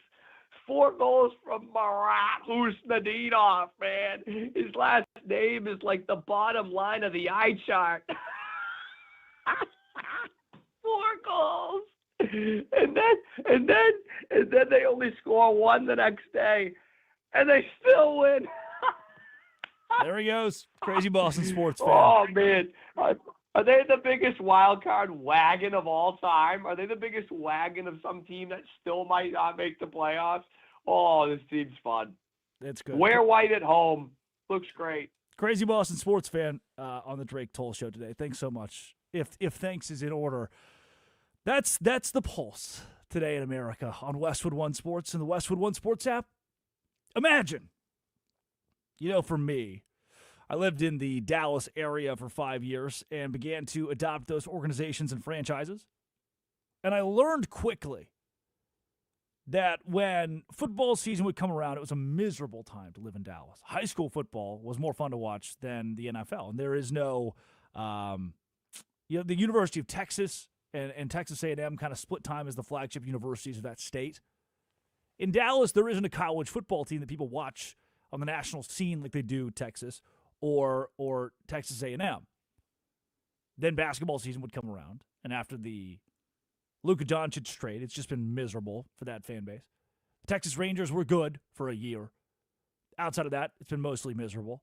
There are some sports cities that just kind of stink to live in and kind of stink to root for. But can you imagine waking up today in Boston, Massachusetts? Can you imagine waking up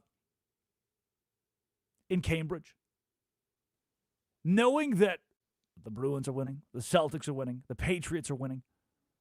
That sports town has to be so nice to enjoy. And the rest of us in the country probably will never have that. Our favorite sports organizations might reside in Cleveland. Well, the baseball team's fun to watch sometimes. And the basketball team will win every now and then. This year's been a bit 50-50. But I do think it's time to buy New England after their win. And as insufferable as their fans may seem to you, I like it. I like the edge that New England Patriots fans bring to this because they were dormant. They were gone since 2018. And then last night, dominated, destroyed the Chargers. This reminds me, here it goes. I waited all the way to the show until right now. This reminds me of one of the most doubted men in all of history, Johann Christopher Toll. Yep, Pop, as we called him. Johann Christopher Toll, for gambling against the establishment, 1772, through a bluff, convinced the king, Gustav III, Papa Johann. He convinced the king to let him lead a revolt in the southern fortress of Kristianstad. He arrived with no money, no formal credentials. Historians call it a bluff. He managed to win over the garrison, hold the city against government officials. But everybody doubted him. You know why they doubted him? They didn't believe a civilian, a ranger, could pull off military mutiny. Then in the 1780s, revolution again. completely overhauled the Swedish military supply chain, the commiserate department. He's taking over the modern mobile Swedish army and reinventing it, but they doubted him. They said he's an absolutist for the king, this Johann Sebastian Toll in the Russo-Swedish War. He was too unconventional. They blamed him for being unconventional. He became the war minister, but no, they doubted him, unjustly called him in the Armfelt conspiracy a traitor, threw him in prison for 2 years.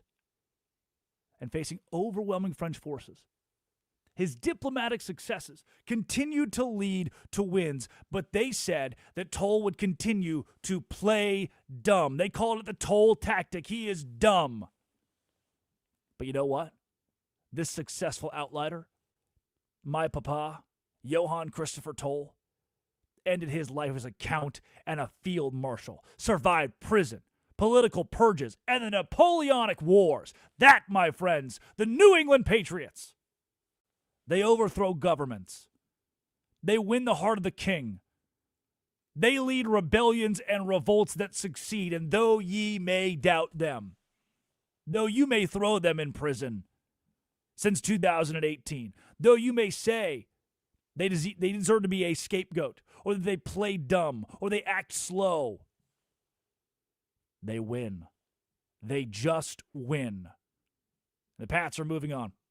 They'll face the winner of the Steelers and the Texans tonight, glued to the game on Monday Night Football. The defense, the steel curtain, the defense of Pittsburgh against the defense of Houston, and the winner is gifted a game in Foxborough. I say gifted. I'm riding New England the rest of the way. I believe. Tom Brady against the Panthers. Remember that? Tom Brady against the Panthers. Feels like Drake May can establish himself with something of the like. In the meantime, coming up, let's take you back. Not to last night, but to Saturday. Green Bay and Chicago.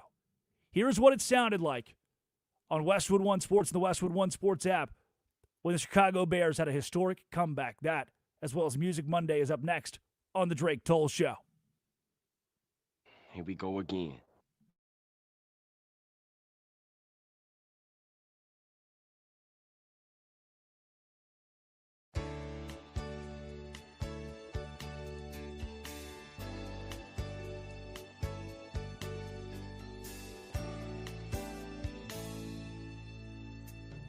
Look at what's happened to me. I can't believe it myself. Suddenly I'm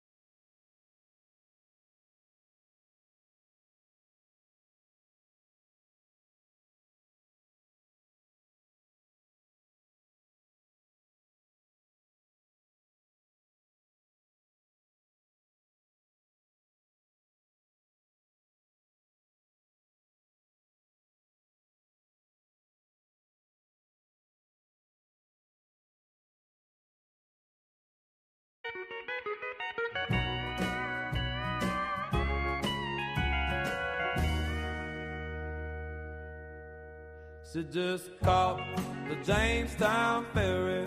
It's not a hot day, January, like she said it'd be if she ever left me. A case of gone was all she carried as she got on the Jamestown ferry.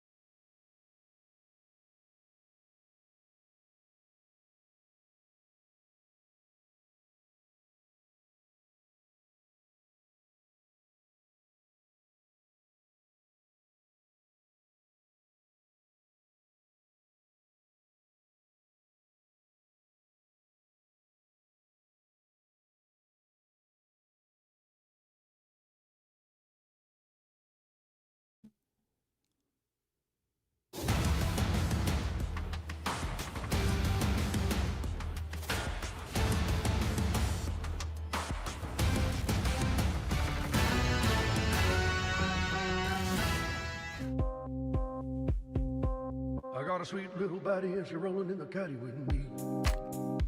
When the show begins every morning, 6 a.m. on the East Coast, the sun is not up. It is dark outside. And slowly but surely out my window, as I sit here and speak with you each morning, I can watch the sun, the beautiful sunrise, and the Cardinals, they play on the fence. There's something about it. Something about this time of year. You're 36 degrees today in Savannah, Georgia. All bundled up out here. Talking with you about the apex of sports. Some of the best moments in sports that we got to see this weekend and that we get to see over the course of the NFL postseason in 2026. Oh, football is dead. I hate what they're doing with the NFL. You may hear that. Oh, political. Oh, this new kickoff and all that. They go, whatever happened to hitting each other? Targeting. You may hear that. And I do. I hear it often. I open the Facebook app, and that is a cesspool. I hear it often. But if we just stopped complaining about football and sat and enjoyed the football that's actually being played, the football we're actually seeing, you will realize, we will realize as a society, football's in a great spot, baby. And when you turn on ESPN tonight to watch the Pittsburgh Steelers and the Houston Texans, it's all going to be okay. You'll sit down with your son, your daughter, and maybe they don't really know what's going on, but they're witnessing a home playoff game on a Monday night with the Pittsburgh Steelers, who are undefeated since 1991, at home on Monday night. What does that have to do with tonight? Absolutely nothing. Pretty much nothing at all, actually. But it's a really cool piece of history, really cool fact. And maybe it continues 30 years later. Wow. 35 years ago, 1991. Oof. How does that, let that sink in, huh? Let that sink in. This weekend saw some classics and not so classics. The not classic would be Chargers Patriots. Tom McCarthy on the call on Westwood One. Here was Drake May's 28-yard pass to Hunter Henry to seal it. I don't have those. I don't think Green Bay, Chicago. I was kidding. There was a 28-yard touchdown pass that did seal it. Cha-ching. Then there was 49ers Eagles, a game where Jalen Hurts, Kevin Patullo, not good enough. And Patullo's career as the offensive coordinator, as the Philadelphia Eagles offensive coordinator, should probably be done. Final play of the game, 4 verticals. 2 guys run at each other. Even Jalen Hurts, you could see him on the broadcast, get the call from Patullo and just confusion on his face. Eagles fans, a year after the Super Bowl, 11 months removed from the Super Bowl, want Nick Sirianni fired. Come on. Come on. Bills, Jags, tight game. Trevor Lawrence fought. But Josh Allen wins in the postseason. In a year where Lamar is not there to scare him, where Patrick Mahomes is not there to scare him. Will he get it done? And then Green Bay and Chicago, this was the game of the week. It was a Williams pass to Zacchaeus and a 2-point conversion that brought this game back into true position for the Bears to rally and win. And then a 25-yard pass to DJ Moore from Ryan Radke on the call with Westwood One that helped seal it. First down and 10. Williams will line up in the shotgun. He's got Swift to his left. 3 receivers out to the left side of the formation. Burden in short motion. Williams gets the snap. 4-man rush. Pumps to his left. Throws deep. Got a man open. It's Moore. He's got it into the end zone. Touchdown Bears. Touchdown Bears. DJ Moore. Caleb Williams with a strike. And the Bears have taken the lead with 1:43 to go. A 25-yard touchdown, and the Bears lead 30-27. Absolute electricity at Soldier Field in Chicago. Oh, Drake Toll with you. Westwood One Sports, the Westwood One Sports app on the Drake Toll Show. Recapping Bears-Packers, a 21-3 game that goes home to Chicago. You must have thought, if you're a Packers fan, you must have thought, this is the worst moment I can imagine. But then if you're a true Packers fan, you were there in 1997, the Elway helicopter. You were there in 01, Brett Favre, 6 interceptions. 02, the Michael Vick game, 4th and 26 in 03. Season-ending losses, a laundry list. Kaepernick running for 181 in 2012. Remember that? MVP Rodgers, halftime Hail Mary in 2011. Niners winning in Lambeau in 2013. Rodgers' miracle in 2015. You lose the toss and don't even see the ball in overtime. Brady's 3 second-half interceptions, not enough in 2020. You lose to the Lions at Lambeau to miss out on the playoffs in Rodgers' final game in 2022. And then you miss a field goal up 7 in the 4th in 23 and now in 2025. Up 15 points, 4th quarter, Chicago. And you fall. That's the existence of Green Bay Packers fans. Here's what it sounded like from Ryan Radke and Westwood One on the final play of the game, an incomplete pass from Jordan Love that officially finished it off for Chicago. Love gets the shotgun snap. He dropped it. Back to pass. Love in trouble. Spins out to his left. No time on the clock. Moving right. Steps up. Love looking. Still looking. He's going to throw it up to the end zone. Intercepted. No, it's dropped. It doesn't matter. The game is over. It's all over. The Chicago Bears, for the first time since 2010, have won a playoff game. The drought is over in the Windy City. Bears 31, Packers 27, and the Bears will host the divisional round next week. The Chicago Bears, down 21-3 at halftime, rally back and win it. The Bears will play on. The Packers are done. 15 years later, Chicago wins again, and they do it against Green Bay. Division rival Green Bay. I have breaking news on Matt LaFleur, but first, here is what LaFleur had to say in the postgame per ESPN Milwaukee to the media after the loss. Well, obviously, this one is going to hurt for a really, really long time. You know, when you are in complete control of a football game and the script gets flipped in the second half, and it was a lot of self-inflicted things. And You can hit the breaking news thing if you want to do that. give credit to them. We knew they were a team. Oh, you just text me about it. Yeah, I'll hit it when you say it. And fight. I mean, they proved it all season long, and we had opportunities to kind of put them away, and we didn't get it done. That was Matt LaFleur, postgame. And now we have breaking news.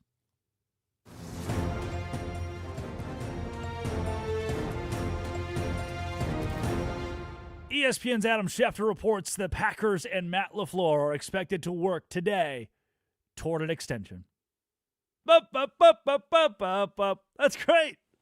That's great.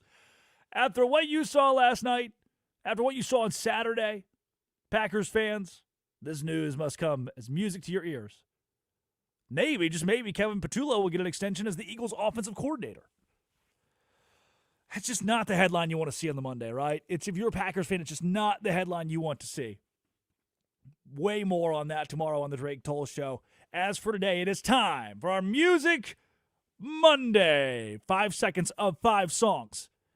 Can Drake Toll, me, on the Drake Toll Show, guess the song and the artist for each? Addie Bates, producer of the Drake Toll Show from Washington, D.C. Are you in the void?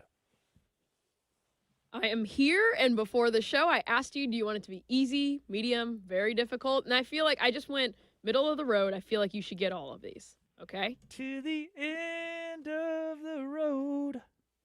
Who sings that? It's Boys to Men. Proud of you. Proud of you. Gosh, Doesn't that's a overturn great the Mac song, All too. right. It's a great song. I'm proud of you for that. 3 minutes. Are you ready? Yes, I am ready for song number 1.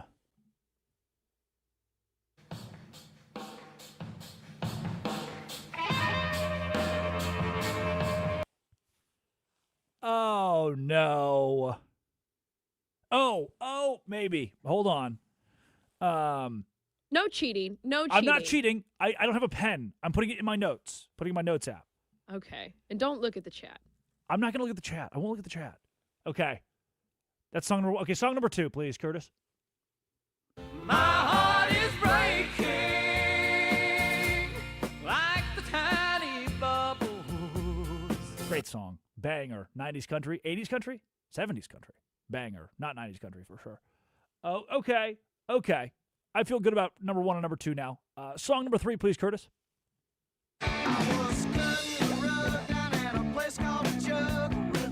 2 minutes. Okay. I like that. Easy. Song number 4, please, Curtis. I wanna go for a ride. Hop in the music and Oh. Okay. Okay. Song number 5, please, Curtis.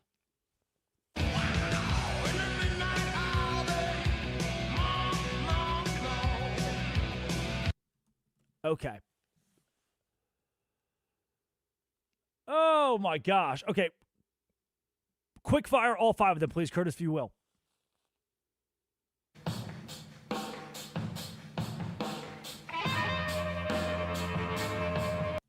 My heart is breaking like the tiny bubbles. I was cutting the rug down at a place called a Jug with a girl named Linda Lou. 1 minute. I wanna go for a ride. Hop in the music and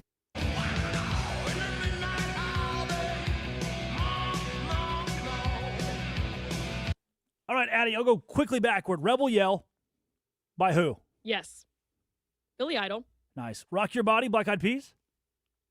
Yes. Leonard Skinner, Give Me 3 Steps. Yep. She's Acting Single. Who sings it? Gary Stewart. Of course, Gary Stewart. I should have known that.